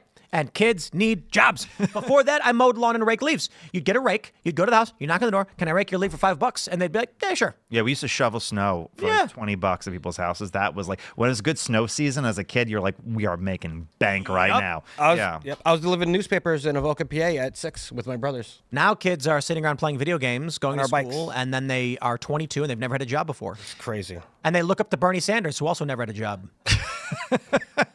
Wait, that's true, right? Yeah. Yeah. And his wife made a university go bankrupt, which I did not think was possible. It did. His wife's university did go bankrupt. Isn't it Well, Biden that's too? based. All those guys. What? That's based. I guess. I don't think she meant it. I think it was like, by Hey, whatever her intentions were, the outcome was good. Yeah. And he has 3 homes and he's a millionaire. So, I mean, man, only in America could a socialist make so much money. Well, he stopped pointing at millionaires too as soon as Yeah. As soon as he became a millionaire, he dropped the word millionaire from all his speeches. Really? Yep. He used to go, the millionaires and the billionaires in this country. Yeah. And then he became a millionaire and he started saying the billionaires. Really? I did not realize yeah. that he dropped millionaire from his little verbiage. Just billionaires now. and I was like, Bernie, look, there's a difference between a millionaire and a guy with $999 million, okay? Like, you're allowed to say the millionaires. If you're 60 and you bought a house in a good neighborhood in Austin or whatever, and now it's worth $3 million, you're a multimillionaire. But you could be, a car salesman and just be like, making, a decent living, but not be the right wealthy. investment. Yeah, the right investment will change everything like that. Yeah, but these socialists have no idea what they're talking about. Hence, they are defending Neely, and they defend also, the bad guys in every. But isn't it always true, or most of the time true, that the biggest radicals in the history are always from the wealthy class? They're never usually poor people. Yeah. I mean, that is true. That's been all over Europe too. Yeah. So it would make sense that this Luigi kid who never apparently really worked that much, even though he went to school and got a big degree and was clearly very, very smart, would have been He's not radical. maybe in engineering. He's not. Listen, his manifesto was nonsense. Maybe he knows how to engineer. I don't know. I don't know engineering. So what am I supposed to sit there and It's like when he said, we have the most expensive healthcare in the world, but our life expectancy is super low. Yeah. I was like, oh my God. Like, I bought a car from the car dealership and it was too expensive. My gas prices are so high. It's like, those are not correlated things. He mention obesity? No, right? No. Yeah, no. But a great point brought up by Jeremy Kaufman is like, if the standard of living and labor costs are higher in the United States due to our wealth, healthcare will be comparable. But it's funny how like healthcare is like the one thing that they have this belief of. Well, they don't blame the They don't doctors. even get it. But they don't blame the doctors. They don't blame the nurses. They only blame the insurance agents. When it's And really the they're- government, because it's the most regulated industry in the United States and subsidized. I remember in 2006, I needed health insurance or something, and I bought it like on a website for like $250 or $300 a month. And now that's almost impossible to do for less than, I don't know, $1,500 a month. It is, what I pay for health insurance for me and my employees is crazy high. And it wasn't before Obamacare. There was no way it was this high before Obamacare. Obamacare screwed everything. Yeah. As much as like people, it was supposed to fix all the problems, and all it did was it allowed the insurance companies to write their own rules for the health insurance industry. It made prices skyrocket. The argument was prices are going to go up, then they're going to come down once people start buying into the system and stuff. But they never came down because the most subsidized and most regulated industry in America is the United States, in the United States is healthcare. I made this argument multiple times this week already. If you get rid of the subsidizing it, there's no reason for your healthcare to be attached to your job. You should have the money, obviously, to pay for healthcare, but you shouldn't have to have a job to be able to go to the doctor. Yeah. Well, There that was should the be whole a FDR market. thing. FDR was the one who pushed for healthcare and jobs to be connected. No, sorry, he didn't push it. When he was president, because taxes were so high, companies offered health insurance instead of raises. Yeah, we talked about that last night too. But the argument that it should just be free is BS. There needs to be a market, and that's the only way prices are going to go down. Maybe I'm wrong with this, but didn't the number of insurance agencies diminish since Obamacare? Yes. It is almost like the military, where the number of, not the military, but the people who supply military supplies has decreased substantially over the last 20 years. It's the same thing that happened with the banks with the after too big to fail. All these there used to be multiple smaller banks, and they all got eaten up by a handful of bigger banks. Right. You don't want the government to go into an industry and have massive regulation. You have to let the markets do it. And when people do things that make their business fail, the government can't come in and save them. Yeah, my buddy Ann Coulter always said if tarot card readers had a lobby, they would be covered by insurance. Oh, absolutely. Let's jump to the story from the Daily Wire. The first thing I want to say is we routinely cover the demise of CNN and other cable news networks. Amen. And I wanted to make a joke about beating a dead horse, but it feels a little too close to literal in this regard because CNN is dying. But CNN falls to Food Network Hallmark channels in ratings battle following Trump victory.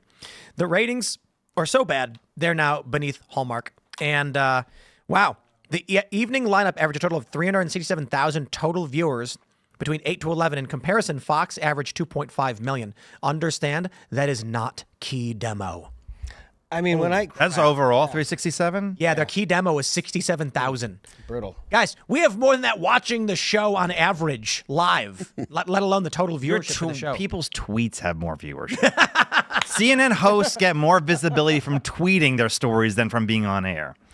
Which is also crazy while they're all making seven figures, or Now, in the case of Anderson Cooper, This is actually pretty crazy, too. Fox News, in comparison, had 280,000 viewers during the key demo.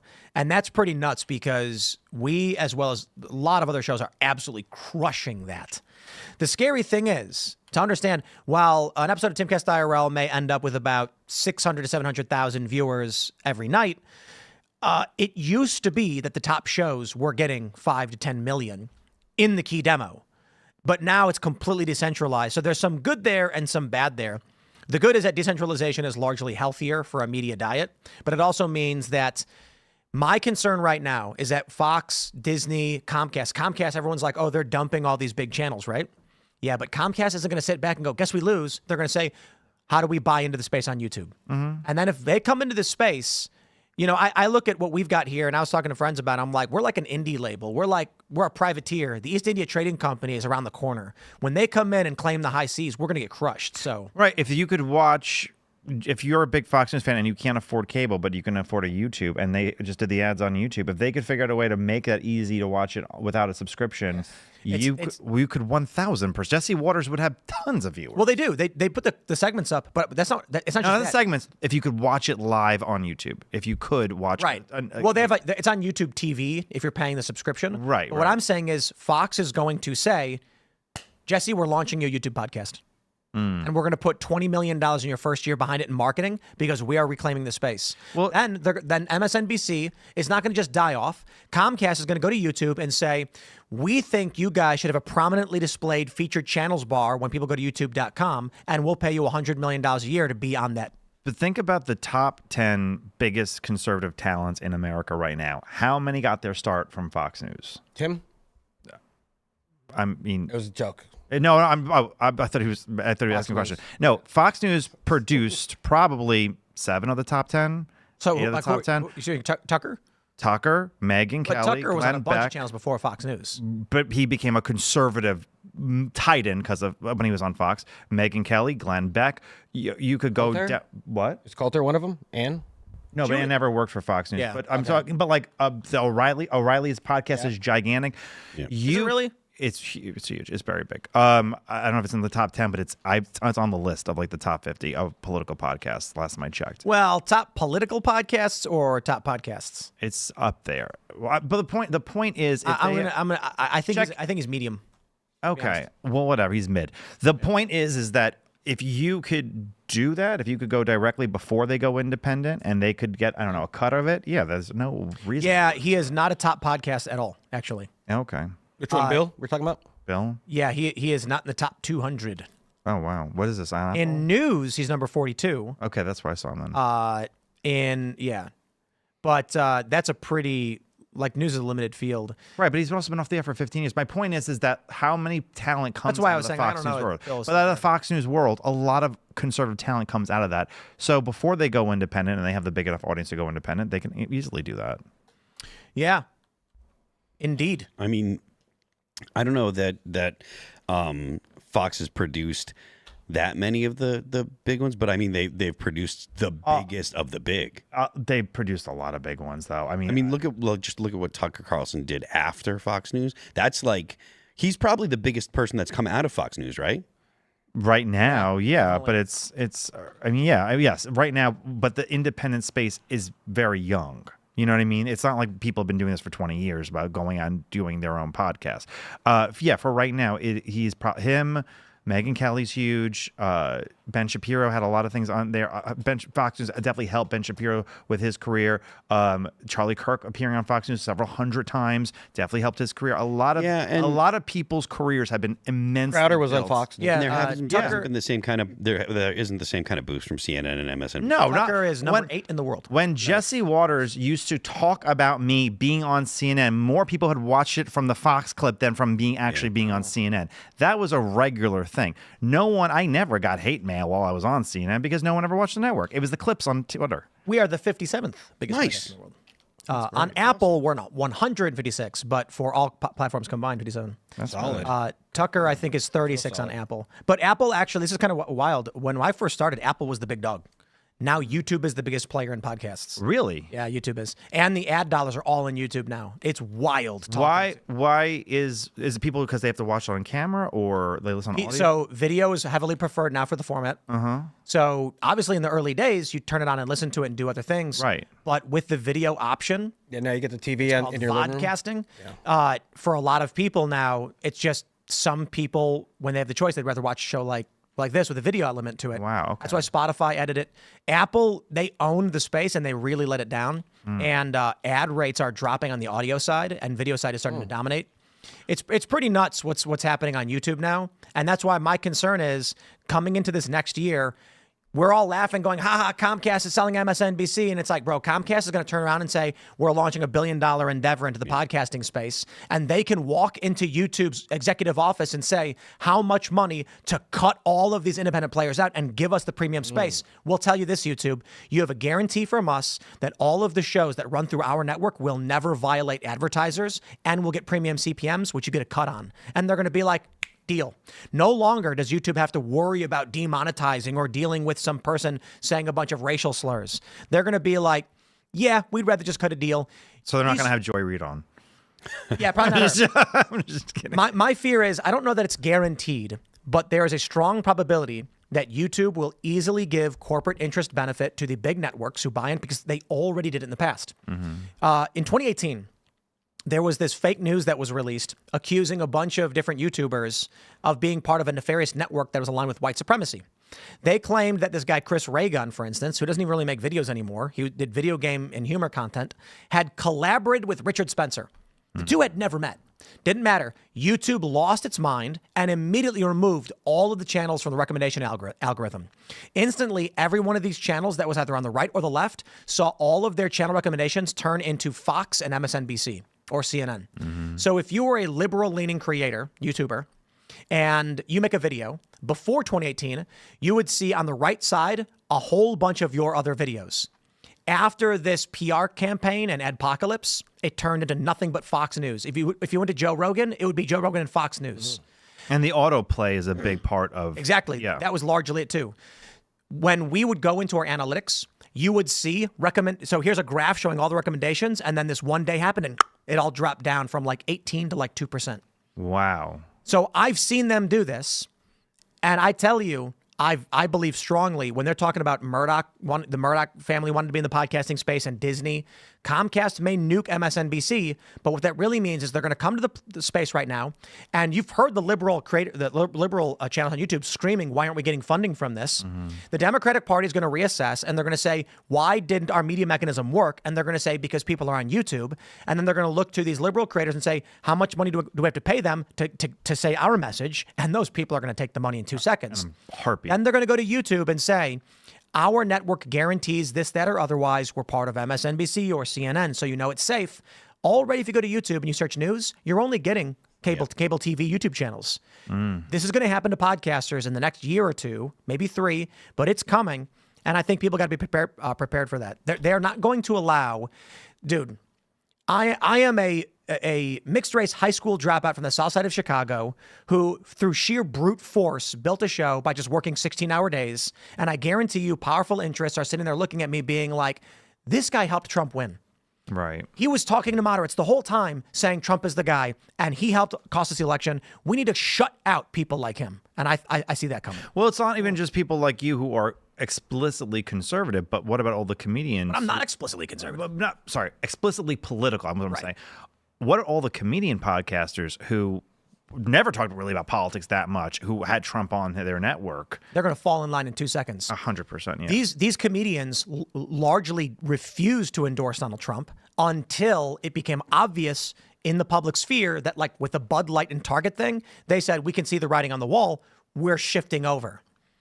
The Democratic Party and the neocon establishment political forces are probably saying those people will fall in line if we can maintain a dominant, like a ubiquity in culture. Independent voices rising up and dominating.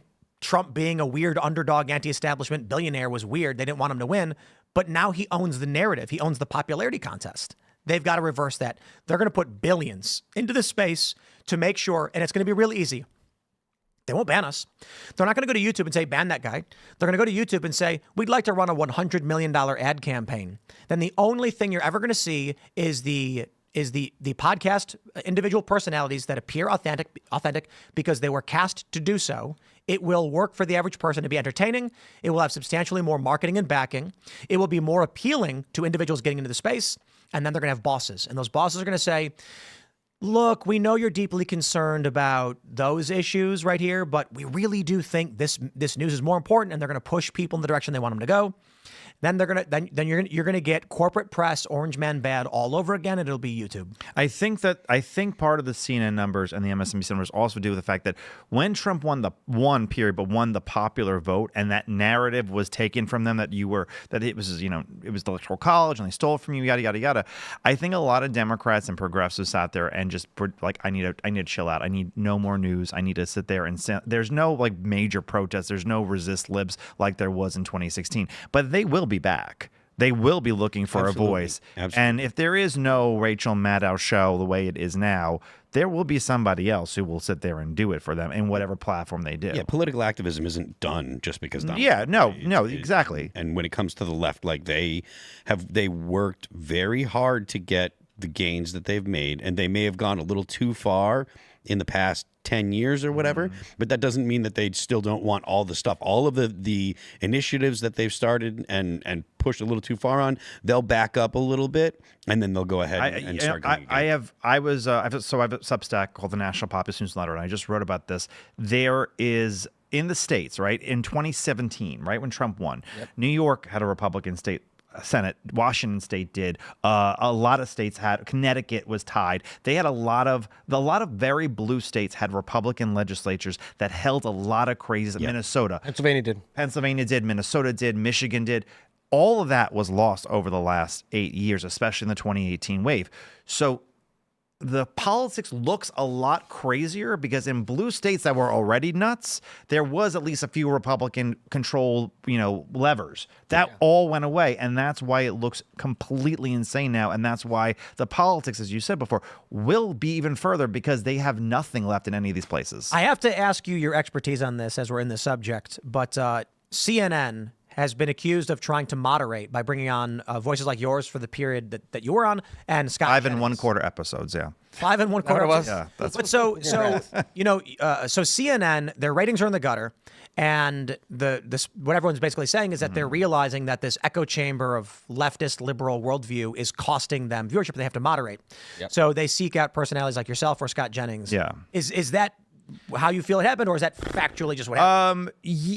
Yes, you're allowed to go on, like specifically Abby's show, which is 2 on 2. It's usually like 3 on 1 because the one other Republican's usually a person who hates Donald Trump or like is a former Republican, or somebody who is like basically like mentally ill at this point and they're just like on the way out mentally. I've been on episodes like that, and the host is rooting against you. The host is trying to shut you down. I don't think I ever got a full sentence out on that show. And on the other show too, everything is built towards, you get the script of what you're going to sit there and talk about, and it's why Donald Trump is the devil, why he is Hitler, and why all whites are racist. And you're like, okay, this is what I'm talking about. All right, let me get my talking points ready. And then like 30 minutes before the show, they said, actually, we scraped this, and we're actually doing a completely different setup. And be ready, and you have 90 seconds to speak on every issue, and we're going to interrupt you 30 times while you're doing it. Why do the show then? I mean, I thought it was fun. I mean, I had a blast. Funny. It was you had a lot of clips from that. It was fun because I got to sit there and say, to Van Jones, BLM was the worst thing that ever happened in the 2020 at the Democratic Party. I talked about the George Floyd effect, which was the first thing that ever went viral when Abby sat there and said it didn't exist. That was ridiculous. Yes, and I sat there in a room full of race activists who said that they had never heard the term, and Abby, who wrote it for the Washington Post 10 years prior, was like, that's not true. And she wrote it. She wrote the Washington Post story. She's just lying. Because it's not about truth. It's about narrative. Yes. So to sit there and to break the narrative a little bit more and be really emboldened in breaking the narrative, joke aside, the episode that I was kicked off for, the last part of that episode was supposed to be like a how accurate is the media featuring Brian Stelter, who is like, and I was like breaking out in hives going there. I was hot walking into the chair, and I was like, I'm going to sit there and be like, Brian Stelter, you're a liar. Like, you lie all the time. Yeah. I was like, I'm doing my last show on CNN. I know I'll never get cast back, not for that reason, but for the beeper reason. But I really went in there saying, no, this is a complete lie. But I wanted to sit there and fight the narrative over certain things and let it not be dominated. Evil? Is he evil? He's evil. I will say that he is an evil man. I think that he knows he is lying, and he is doing it because he's got nefarious. I think he loves being on camera. I met him. I did a show with him. He loves loves being on camera. I think that's a big driver for him. But this is the guy who brought Stormy Daniels' lawyer and was like, you should be president. Oh my God. 150 times. And he's about accuracy in the media. And why isn't the media have no integrity? And they can never look at themselves, and they have these bloated salaries. They have a few good people at CNN. Scott. I've never met him, but he was great. Sir Michael Singleton's great. There are a few people. None of them have their own shows. None of them have their own platforms. We all live at the behest of liberals who sometimes are nonpartisan, but you're only allowed to say certain things. And that's when they sit there and they're like, this is unacceptable. You're unacceptable for this. You're unacceptable for that. And they shut them down. Sure, Michael said I think he said something like biological sex is real, or he said men in women's bathrooms, or whatever he said. And he said they were like, you're transphobic. The guy accused him of being transphobic right then and there. There was that segment where the guy's like, stop. Oh, I won't hear it. Stop. Yes, shut up. that was the episode. That was the segment. Yes. Yeah. And so and then Abby made an apology on the part of Shermichael. Yeah. You are always in control. You're allowed to run in that lane. And so sometimes it's great because you get to fight against it. But Dude, this is why they're all dying, though. This is why they're all dying, because, to be honest, if you went on a podcast and you had some dude basically trying to defend, terrorism or whatever was going on, and then you made the beeper joke, every podcast is going to be laughing, and they're going to be like, "Oh, we got to book that guy." The cable networks were like, "Get him out!" They could, and it's like, wait, hold on. Like, a lot of comedians asked me on after that. Oh, did they really? Yeah. Nice. Yeah. But it was like, it was a quick-witted and funny response to the constant barrage of "you're a Nazi." Yeah. And then they immediately feigned victimhood of, "You're saying I should die?" To a Nazi from a guy who called non-Muslims animals, all gays were pedophiles, all non-Muslims were animals, and horrendous things about the Jews. And then in his British accent, as he's bloating his chest, they're saying, Donald Trump uses the language of Joseph Goebbels. I'm like, fuck off, excuse my language. But you probably sat there and used that same language your whole life. Give me a break. And that's why I kind of lost it. You know the story of Amber Duke? Yeah, Amber's a good friend of mine. She walked off the show. Yes, for that episode from when I was on. Yeah, She was called a Nazi by that Looney Tune. whatever her name is. Yes. And this lady. Yeah, She loves that I call her that. And she was like, "I'm not going to sit here and be called a Nazi." And then, the long story short of it is, I guess they no longer have that woman on the show. but Amber works for the network, Right. And they still, I think Amber said on your podcast that that the other lady was booked on another show over Amber, who works for the network. Yeah. That is crazy. But they feel, I don't know why they give people those platforms. And, I've done Piers Morgan, and sometimes he has people on. I'm like, is there an insane asylum that's just a rotating door? You ever see that movie Invasion with Nicole Kidman? No, but I can get the gist from the title. Astronaut comes back to Earth infected by some fungus. Yeah. And then when you go to sleep, your hormones while you sleep activate the fungus and then turn you into a hive mind alien creature. You look human and everything, but you're emotionless. And then they vomit on other people to convert them. That's what it feels like is happening. But how many of these people have ever worked either in A, real journalism, or B, political work that talk about politics? Very, very, very few. They have no expertise in the issue. They're trying to create viral moments to create the .com economy and really milk it. And that's why, and as long as your business is built on feigning outrage or making people angry or anxiety ridden, you have to go further every single time. There's no, there's no end in sight. So they're the epitome of talking heads. They don't have any sources, or they have sources, but they don't have any They usually don't foundations. have sources either. But yeah, Any you got to write the any first time. foundations against them, and they're they don't know what they're talking about. Just talking and spewing Talking points. heads used to be people who had a job and then they're 60 or they're retired or whatever. Yeah. They wrote a bunch of books or whatever. That's not these people. These people are 23 and I have an opinion to give. Okay. But they're building their entire economy on either being very charismatic or good looking and knowing absolutely nothing and having no work experience behind it. So it's very concerning if they get massive audiences. And that's what they said about the right with Trump. They said, oh, look at those people listening to him. But at least they were funny and they were interesting. A lot of them were comedians.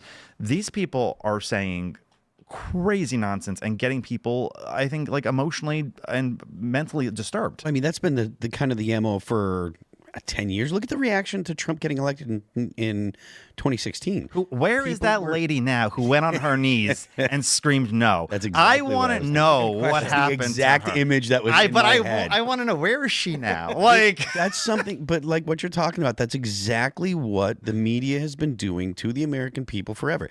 The idea that Donald Trump is a Nazi or that he was anything other than an aughts Democrat, like Democrat 90s and aughts Democrat, that's exactly what he was. And everyone knew it. Oprah Winfrey and all these people, Whoopi Goldberg, and he went on The View, and everyone is all. He went on Wendy Williams and did like relationship advice. They all loved him. Oh, it's so good. It's so good. If you want to go on YouTube, it's so good. Yeah, but their dichotomy was that he was an evil, Hitler-esque person, or a smart evil maniac, or a fat orange retard. Yeah, it was like living in both worlds at the same time. And so it was just the media continuously dumping this down people's throat. And when society is now at the point that we talked about earlier, where everything is safetyism and children are children until they're 25, 26 or whatever, you're going to have people freaking out because the worst thing that's ever happened to them in their life is the election of Donald Trump. But look how many books there were. Look at the Washington Post became financially solvent. The New York Times made tons of money. MSNBC and CNN's ratings in 2017 were gigantic. They loved it. Do you know this expression, if God wasn't real, we'd have to make him up? That expression. If Donald Trump wasn't real, they would have to make him up. He was the best thing that's happened to many news stations. I think for the average medium person who's not a news junkie, not a professional, not someone who listens to Joy Reid and says, wow, she's got it all going on. But the average person who's just concerned because they're hearing news all the time that's saying this is, a nutbag or whatever the case is. I think part of the thing that the media did not anticipate is their exhaustion from 8 years of it and the lived experience that, we didn't go to World War III. Lived experience. The lived experience. Oh, lefty, you're welcome. The lived experience of Trump being president. Yeah, of Trump being president, and being like, we didn't go to World War III. There was no camps. Yeah, the results of the first Donald Trump presidency were very good for most people, and then you had COVID, which was actually very bad for everybody, and the argument made by the left was we can handle this. The argument made was Donald Trump is the reason why it was all messed up, and we can make everything better. And everyone suffered. And we're gonna have this 82-year-old. Yeah. He's got all the ideas. And everyone suffered, and everyone suffered because of the policies of the Democrats and the inflation. Everyone suffered under that. It took a long time. All of these policies that the Democrats really, really had been championing. People saw the results, and then they're like, "Wait a minute, Donald Trump was better." And I don't care that you're telling me that he's racist. I see him talking to people, and he's doing it in his ham-fisted, silly comedy dancing while doing the YMCA. Yeah. That it's Donald Trump's way, but he doesn't seem like he hates black people. He doesn't seem like he hates people that just because they're brown. He doesn't seem like he hates women. Like, look at his chief of staff and all these people that he's appointed. People are seeing that the lies from the left about Donald Trump are just that. Well, and how many young liberals were also upset because there was no Wi-Fi in the camps that they were going to? That would probably trigger the hell out of them. That's the only thing that would probably. Well, that is funny, though, when you see all these lefties who are cheering on Luigi Mangione, assuming he is the assassin. We don't know. And I'm just like, it is kind of funny, but it actually isn't surprising that people who are really dumb don't understand that they are cheering for a world in which they would suffer because they're dumb. Yeah. Because most people presume that prosperity is the norm. They don't realize how, it's not normal in most of the world. It's very not normal in the history of the world, and how fragile it is. When you listen to people make the arguments against our healthcare system, they're always comparing it to an imaginary system that's perfect.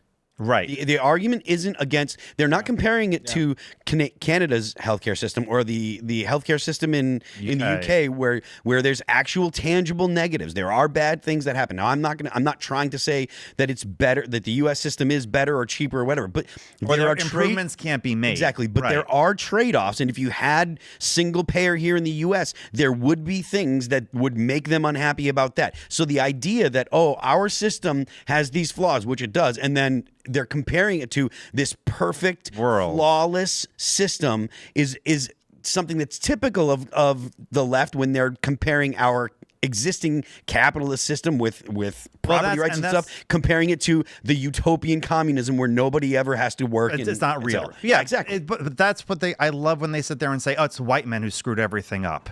You know, if we had a world without white men running places, we would be X, Y, and Z. Which authoritarian country are you talking about right now? Because it's not anyone that I point it on the map. Find the country with no white men in any executive experience. Maybe with the exception of Japan or, South Korea. What non-authoritarian country are you talking about right now? Or one there that has as much prosperity or freedom as we do? Zero. But this is a it's product a narrative to make white people feel bad about themselves because the average person has never thought of that before or seen it on the outside picture. It's the product of our prosperity. Right. We the laziness. we as a nation have to you have to teach the younger generations about these things, but we have these urban liberal types do not understand what the world is at all, and they think they're really smart. They think they're smarter than you. These people would not have look. I don't think anybody would ever make any liberal who wants to make the argument that this statement is going to be wrong will be laughed at. If you took your average run-of-the-mill conservative and your average run-of-the-mill liberal and dropped them both isolated in the middle of the Yukon territory far north, which one has a higher chance of survival? I mean, Definitely not the lib. Definitely not the lib. Literally no question, the conservative to any degree. You go to a rural area. You drive around here. Most people, 99% Trump supporters. Not all of them. Right. There's an anti-Trump flag somewhere. Mostly. What do they have? They all have chickens. Yeah. So they get fresh eggs in the morning. And I'm not saying it's the most profound thing in the world, but did you ever see that video where the woman is like, so my friend came over to my house and she was like, Kayla, why do you have lemons in your fridge? Oh, the lemon tree one. And she goes, because I sometimes use it to cook. And she goes, yeah, I know, but why do you have store-bought lemons in your fridge? I've never seen this video. And she goes, because I cook with them. And she goes, Kayla, you have a lemon tree outside. And she goes, yeah, but I have the ones from the store to cook with. And she goes, why don't you just eat the lemons outside? And she goes, you can? Is this real? Real video. This was a real video. This isn't Yeah, a man. bit. 100%. I mean, I hope it was a bit, but I don't think it was. That's crazy. Yeah. But this is true. I would love in every school if they taught a class, like an 8th grade or high school, called the End of the World class, which is about when a civilization collapsed and what got it there, and just different ones across the world because people don't know how easy and fragile and broken things are, and they just don't repair. I'll tell you what bothers me is that what bothers you, Tim? What bothers me is when people come and we have chickens, and I'll be like, hey, can you grab the eggs, and they'll wash them. I've learned I don't wash them anymore. I just people eat 'em don't right in my mouth. understand. I'm not. Why would you wash an eggshell? Because they look dirty, because they were on the ground and there's poop on them. But you're not eating the eggshell. So people wash them off because they're like, Society oh, this is told us gross. so. And then you wash off the bloom and they spoil. You can put them in the fridge. They'll last for a long time. But it's like you take the eggs, they're poopy and they have dirt, and you leave them. You're not eating the shell. Leave it alone. Wash it when you're going to eat it, but you don't wash it beforehand. My point is, it's not just that I'm being silly about, but I have had people be like, we get fresh eggs right from the coop, and they'll be like, what do we have to do to eat them? And I'll be like, break it open and eat it. And they'll be like, you got to do something to them? And I'm like, no, you just break it open and eat it. What do they think happens? Because the eggs are all white. They think they're cleaned and bleached and prepared. Yeah. People, I tell you, man, when on our other property in Maryland, it kind of sucks when we moved because there's fruit all over the place. We have pawpaw, we had cherries, we had apples, we had grapes, and we had wineberries. And I would go out frolicking like Homer Simpson in the land of chocolate, grabbing all the berries. Ladies and gentlemen, picture this in your mind. Blackberries. We had wild blackberries, black raspberry.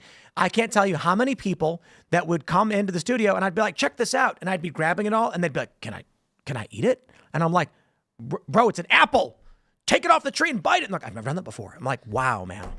They These believe are not even necessarily liberal. Sorry. It's not even necessarily liberals. It's people who live in cities don't know these things. Yeah. And again, I'm not pretending I'm a survivalist. I'm just saying, based off the fact that I know you can take an apple off a tree and eat it because I watched the deer do it. Right. And yeah. And that urban liberals are less likely to understand how to find water. You put the society ends. The cities, the water turns off in 3 days. Conservatives have wells. It's wild. Yeah, I was just saying that we've all been taught that you don't think unless you live out in the area where there's fruit and there's plants out there that you can actually you don't have to clean off your eggs. You don't have to. No, I mean, I just would never it pretty- would. you see it pretty. Preparation is required. Yeah, you see it pretty in the markets. You're like, okay, what did they do to get there? But no, you don't need it. I don't know. That would be like cleaning off like the skin from the orange. It just would make no sense because you typically don't eat the. Have you seen a fresh chicken egg from a coop, brother? Yes. It's covered in chicken crap. Okay, but that's still. They look at that I could and they see go, you "Oof." wiping it off, but so it doesn't drop into the pan. But I don't see why you would wash it. Like watering it down. You water Yes. it down. They take a cloth and water and they wipe them off. Yeah. Yeah, you don't do that. You're not scrubbing them. No, I'm talking if there's like in a dishwasher. if there's like bird crap falling into your pan, you don't want that to happen. True. That's Right. the only When talking you're about. cooking, my point is not meant to be disrespectful. It's that they think preparation is required for a lot of yeah. these foods. No. I walk out and it's pawpaw season, like beginning of October, and you grab it off the tree and you just rip it open and you can eat it.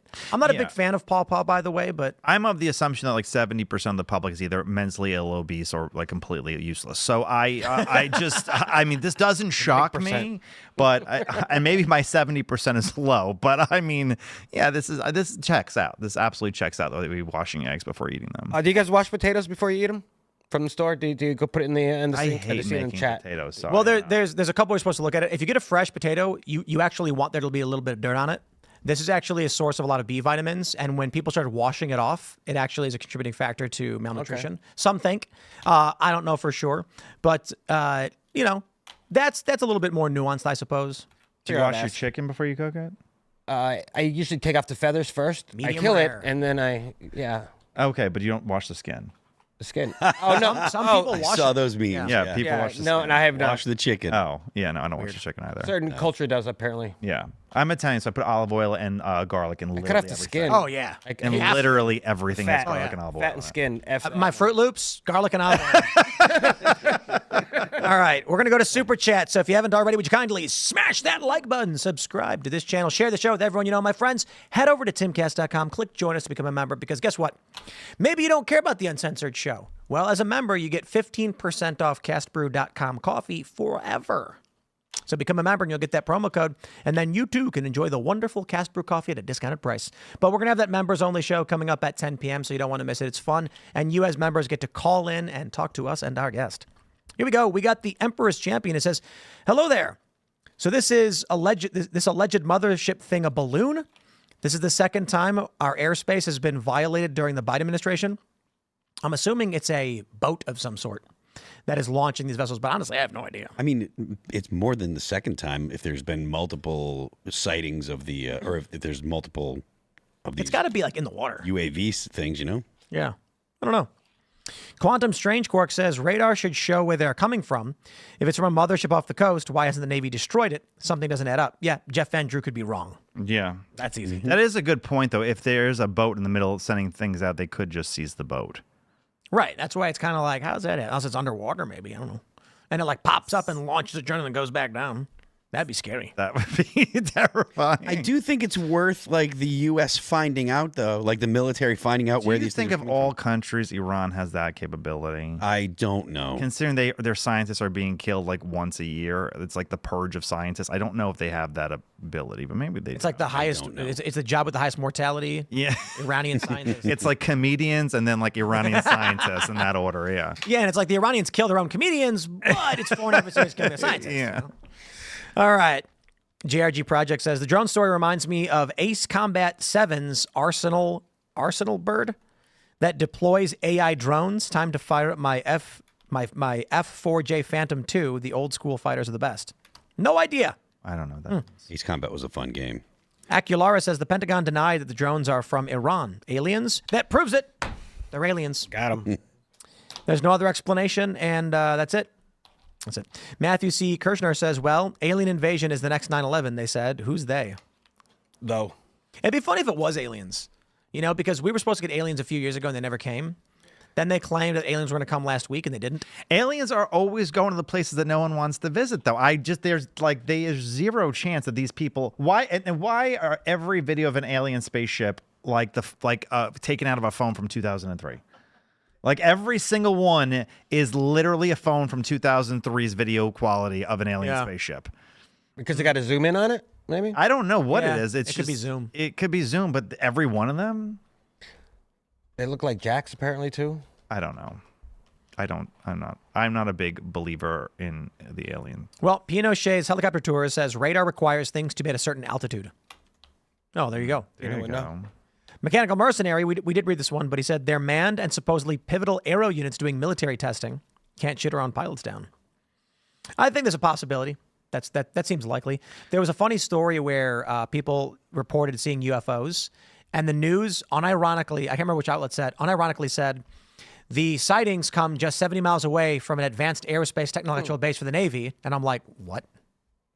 So it's completely explained, and we know exactly what it is. Come on, guys. Duh. Yeah, it's like that. It's like that video from Mississippi where they saw the leprechaun. What was it? Oh, where was it? Just like, there's nothing in the tree, and they were pointing at it. Yeah. Or whatever? There was The greatest internet video ever made. There was a viral trend on Twitter a long time ago where everybody started posting videos randomly of military vehicles on military personnel in the streets, military vehicles driving through cities, trains carrying tanks, and they were all in on this decentralized gag where they would find any photo from anywhere in the country, post it, and claim it was one town, and it went viral, started trending, and there were people who actually believed there was this big military operation happening in some town.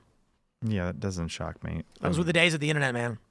Wild West. Those were the good old days of the Wild West internet. Now it's all boring. All apps, no websites. What's going on, huh? I think that I've heard people say that web-based things are coming back, and they want to see an end to apps because it's become ridiculous. How many apps you have to download? Yeah. Yeah. You remember when you used to like have to type in like your Facebook password to like pay your mortgage? Like that was like literally like you had to like click on everything, their Gmail password or a Facebook password. I'm like, what? Why? I was never I never did any of that stuff with Facebook or Gmail. I couldn't understand how to do. Yeah, that was a very frustrating moment.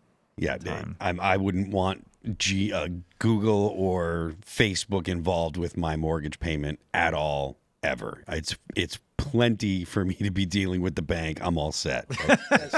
That's enough. It's kind of weird to have that third party of someone like that to have involvement into your payments. Yeah, absolutely not. That and you have to find all the parking lights in order to sit there and like get into your bank account. I'm like, well, is this really stopping everything? Well, that was just they wanted that because they were because Google was teaching AI. All the CAPTCHA stuff was teaching AI. What were they teaching AI? They were teaching AI how to identify things. Every time you solved the CAPTCHA, it was actually being recorded. It was all the saving. There's a stop sign, a train, a bike, a car. It was teaching AI to identify sidewalk. The crosswalk was the one I remember. It's teaching AI. It's helping you, or it's everybody helping to teach AI to identify pictures and stuff. Do you think that's part of the why like Elon bought Twitter was to make it like to teach Grok like people's like.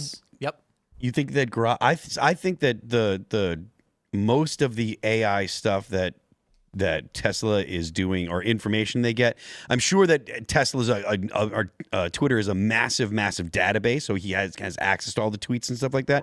But most of the teaching of the AI comes from like full self-driving. All the Tesla cars that report back to Tesla, they all are helping to teach the AI. All the full self-driving and all all that stuff goes back to Tesla, and they use that to teach AI. One of the first arguments was that X is the best form of communication for between a Mars-based civilization. That if there's an effective means to communicate that doesn't require an immediate back and forth, the 20 minutes it would take to send a tweet is no issue, because the way you communicate on Twitter is like thought, and then it just goes out. So. That's why I was communicated to and from Mars, basically. Yeah, basically, if someone lived on Mars and was tweeting, you'd have a constant connection with them, despite the fact it took 20 minutes to send and receive. So, like a Martian would be like, "Do we use the hard R or no?" Right, exactly. That's like what. Or they might Martian or say Martian? like, "We're not on Earth, so you can't cancel us anyway." Send. All right. Another YouTube channel says a few months ago I was driving at night and saw three car-sized drones flying single file, lower than I would have expected. Kind of freaked me out near Folsom, CA. Well, that proves it. It was Bigfoot. Folsom, isn't that near the prison? Yes. Folsom Prison. Bigfoot flying around in spacecraft. That's Bigfoot was an alien. Illegal too. Dark Hellhound says Gloucester County, NJ, fire has radio traffic from a medevac helicopter about drones in Hammondtown, New Jersey. Yeah, the report is that they were blocked by it. That this helicopter was trying to move, and then The drones were swarming around, so they couldn't. But the drones are probably almost the same size as the helicopter. Yeah. They're SUV size, yeah. Yeah, that's That's why it's weird they're saying they're drones. Just call them, I don't know. and there's no UFOs. way that they had a pilot inside them. I don't know. Well, someone said they did. I don't know. But yeah, because if they had a pilot inside and you shot it down, then that's an act of war, possibly. I mean, so I could see why you wouldn't want to shoot down a piloted plane. But also, they're so they should be a different name then. Like if they're drones, because drones you don't think of. I mean, I've seen them do pesticides before, and they're not drone size. They're like the smart car size, but they're not big SUV size. So Yeah. they get big. People are thinking that thing that drops the Amazon box off. Yeah, they're definitely not tiny all the time. I'm waiting for one of that's those boxes sure. to like kill the family dog because they dropped it out. It's like a heavy box. Man. I'm waiting for that to happen on video, and that will be the end of those things flying around for a while. All right, what do we got here? Sam T says, guys, come on. You are all intelligent and know your history. Nothing happens in the U.S. skies without the knowledge of one of the agencies running on a black budget. What does it say? F117, B2, U2 were all born there. The tech is only 40 years ahead. The tech is 40 years ahead. I mean, yeah, I think we're fucking America, and That should be our logo. I mean, that should be our motto underneath, like, enter the United States. Yeah, we're fucking America. Like, and we would see it. We would see. We would. I would think that we have the radars and everything detectable to see anyone coming. they're definitely. I think that they know. there's zero doubt I think in that our they abilities. know. They're just not saying. Yeah.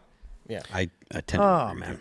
Okay, Brian M. says, why no talk about Israel expanding its empire in Syria and beyond? Christians will be stomped. What's Israel? I've never heard of that place. Is that prominent in the media, perhaps? Anyone? It's gonna be the chat is gonna Oh, I be did. on fire now. These small, irrelevant countries we are not familiar with. I'm sorry, I have no comment. I don't know. We talked about Syria the other day. I don't know what more we have to add. The U.S., Israel, and Turkey have been launching strikes in Syria. Syria's government collapsed. It's going to get really, really bad for the people who live there. Yeah, I guess there were some strikes. Israel struck Syria's navy and took it out, and took a large portion of it out.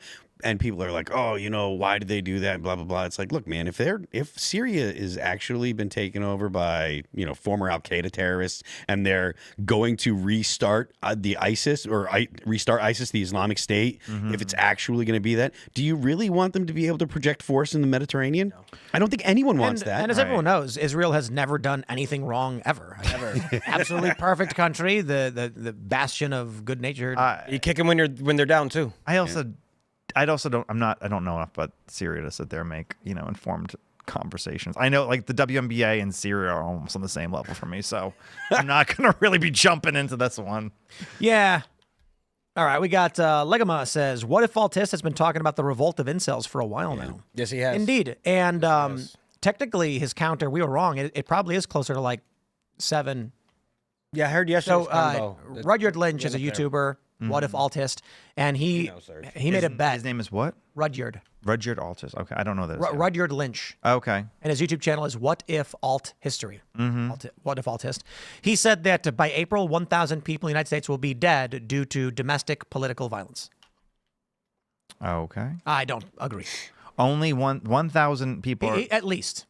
Okay. And so he said, so this is before people have been killed after the Trump election. There was that guy in Minnesota who did kill his whole family, but like right. And then there was the one who killed her dad. Yep. Yeah. There is the CEO, obviously politically motivated, so we believe right now. And then there was a woman was killed in someone swatted Marjorie Taylor Greene. The bomb squad crashed into the car, killing the woman. So that counts as a politically motivated death. So it is like 7. And the response from a lot of people is either it's ridiculous to assume that many people are going to die. Others are saying wait till January 20th when Trump starts rubber stamping these executive when is orders. the date of this 1,000 number? By April. April. 1st. So there's like Or did he say 5 end of months. April? I'm not sure if he said. by April. There's between 4 to 5 months imagine for the this first. 1,000 number, and that's 7 right now. Look, so. man, if there's 900 dead on April 1, I'm going to be like, look, man, maybe it's not 1,000, Right. but it's looking pretty you're close. pretty close. Yeah. Not only that, I was saying if 200, like he may lose the bet, but we understand his point. Right. That Exactly. he said Donald Trump's going to win. Historically, we can see the parallels as to what's going to happen between these ideologies, and he thinks that civil war is likely, but people misunderstand what civil wars are. They think American civil war every single time, and I agree with him on this point. He said, are there going to be standing armies from various states lining up against other factions? No, of course not. But a bomb will go off in Chicago. Yeah. Ever Yeah, but watched they it? didn't happen in 2017. It's a different world. Yeah. I think you overestimate how many people how many people play sports versus watch it and say we won when they're eating like a box of Cheetos, like a bag That's of Cheetos. actually a really good point for a civil war. No, because most of them are not going to do anything. You're right. They don't need to be. The sport is played by a small amount Yeah, of people. I think you overestimate the laziness of most people. Or I think you overestimate the requirement of population to destabilize a country. Yeah. You need a small amount Probably. of people to have a revolution Yeah, or well, anything. yes. You don't need a Yes, You don't that need is large- correct. In like cities like New York and Washington, a very small percentage of the population make up a majority of homicides. That is like 100% true. But civilization doesn't fall apart afterwards. Hey, no one said it's falling apart. Yeah. Didn't he say the civilization would fall apart? No, civil war. Oh, civil war would happen. But his point is So it'd be like more like Northern Ireland than the American Civil War. yeah, that would be like a heavy civil strife period. Academics believe we are in a civil strife period already. So this is left and right different academics, and then they blame each other. Like the left says it's the right fault, the right says the left. Right. But so either we resolve the civil strife, which has happened in the past too, but if it escalates beyond this, then the academics, the scale is the period we're in now, which has, I think Stephen Marsh said civil strife is defined as 70 politically motivated deaths per year, which we exceed greatly. And that would be What are we at? well above that. I don't know. if you Yeah, I don't know the exact number, but Okay, I don't know it's well above. okay. The problem I have with that assessment is that the politically motivated deaths are wildly disparate. It's like, I understand if you are saying it's civil strife because you have the anti-abortion and pro-abortion factions and they're fighting and you're like 70 people died in the abortion conflict, that's going to bubble up. But right now, the politically motivated deaths are like, this guy's a sovereign citizen, that guy hates the Jews, this guy It's a thinks... black nationalist or a white Right, nationalist. right. They're all different. Well, but like 70 deaths in a nation of like, I guess 50 million is a lot, but 70 deaths in a nation of 350 million is No, I think quite that- different. No, it's like for 70 for I think it's 50? us. Like, that's what they're Oh, saying is okay. like, when political tension gets this hot that we see this many instances Got it. popping up. Okay. But Gotcha. I don't know. But again, I don't know if I agree. However, the idea of civil war, like a lot of people, what they do is they look to the American Civil War and they're like, well, when the states start lining up against each other, and that's never been any civil war ever except for the United States. So usually what happens is urban factions rise up, they take control of urban elements, and that's all you see. Then a conflict arises between rural elements, and the rural elements tend to cut off the urban centers because they can't survive, and then conflict starts popping up until it reaches a head, and then you get people going crazy. So if you look at like Syria, for instance, it didn't start as a civil war. It started with like 13 different factions of protest groups going around refusing and blocking streets, and then Assad starts shooting people. Then he says, but they were terrorists attacking us. And then what do we get several years later? ISIS, Al-Qaeda, and Yeah, but Islamist you also forces. had a lot of other countries invested in that civil That war. always happens too. Yeah, you had a lot of countries sitting there and saying funneling arms and weapons and money, including the United Which States, and this for is a very long absolutely time. a component of what may happen in the United States is, I think the true civil strife period would be what Rudyard is describing. If we see bombs going off in cities like Chicago or whatever, and we get to that point, I would say that's strife. And then if we see intervention on the part of any foreign adversary to a certain faction, now you're starting to get into that territory of where this could be a real civil war. But I'm not thinking that's likely anytime soon. I don't think that's likely. 1,000 deaths is kind of like, that's a wild prediction to make. a But he bet lot. $1,000 on it. He did? I mean, it's not a lot of money either. He's fine. He's I'm gonna say, is that a like lot me of betting money? a dollar, for him? you know? Okay. Yeah. Let's grab some more. We got Eagle Eye says, articles I've read imply Luigi got surgery for his chronic back pain. The surgery went bad, which caused erectile dysfunction. Implication is he wouldn't have been an incel if it wasn't for the surgery. Born rich, but we don't know if he had access to that money. And That could be it. We could be interpreting Yeah. the news as he was in pain, so he couldn't bang. When in actuality, It was he said he had numbness. Did you just rhyme? No, this is true.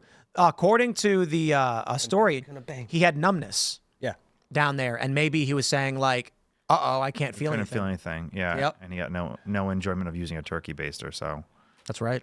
that's what he did. Gross. Maybe that's why he's mad. He felt the pain. Jeez, man. Shout out to anybody. Dryden54 says, "Does anyone actually think a Manhattan jury will convict this guy?" Which guy? Yeah, which English guy. Got to be. Oh, the Luigi. Yeah. That's Oh, what right. Luigi. Yes, a Manhattan jury would convict that guy. Yeah, I feel Yeah. he would. Yeah. Unless they were from like Hell's Kitchen or like Staten Island, they would Well, absolutely. Lower East Side. If it was everybody from Brooklyn, they Yeah, yeah, certain pockets. But if it's a disparate, I had to do jury duty in New York, and it was absolutely like the meetings of every insane person you could possibly run into on a day in New York City, and it was great. all the smart people get out of it because they figure out Well, how. one Jewish lady was like, she told me, she's like, I think if the cops do something, they're always right. And you know what? I'll probably be in jail at the end of the day for saying that out loud. And I was like, lady, I didn't ask you for your opinions. I mean, like, I'm just here like you are. This is a really funny point. 30 JD says, Tim, Ryan, it's ironic to say 25-year-olds have the minds of children, but my fiance's second graders have racial, sexual, and physical minds of 25-year-olds. That's really well put. Yep. That is really, really well put. No, but like they have the life experience of that. And when does a brain fully develop? Is it 25. It's about 25? Yeah. 24, 25. Yeah, but I don't understand when adults rather look at kids like they are all-knowing beings and we're gonna just mess them up.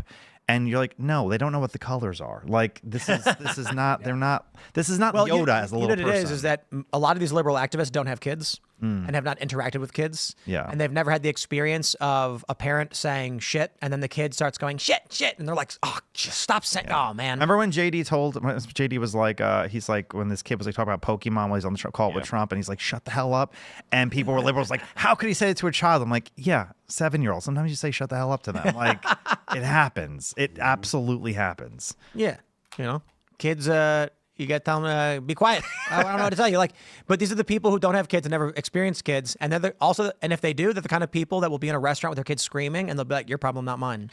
Or the people who negotiate with their children who are under 5. That makes me. And you're at a friend's house and you want to tell them like, you need to do something about your kid because I'm gonna kill myself of being around. Like, I have never disliked a 4-year-old so much in my life. If you ask them like, how do you want to go to the car? No, just pick them up and drag them. What you should do is when you have a friend come over to your house and they bring their 4-year-old and the 4-year-old's acting up, instead of just making it awkward and saying stuff, just pull out a muzzle and a leash.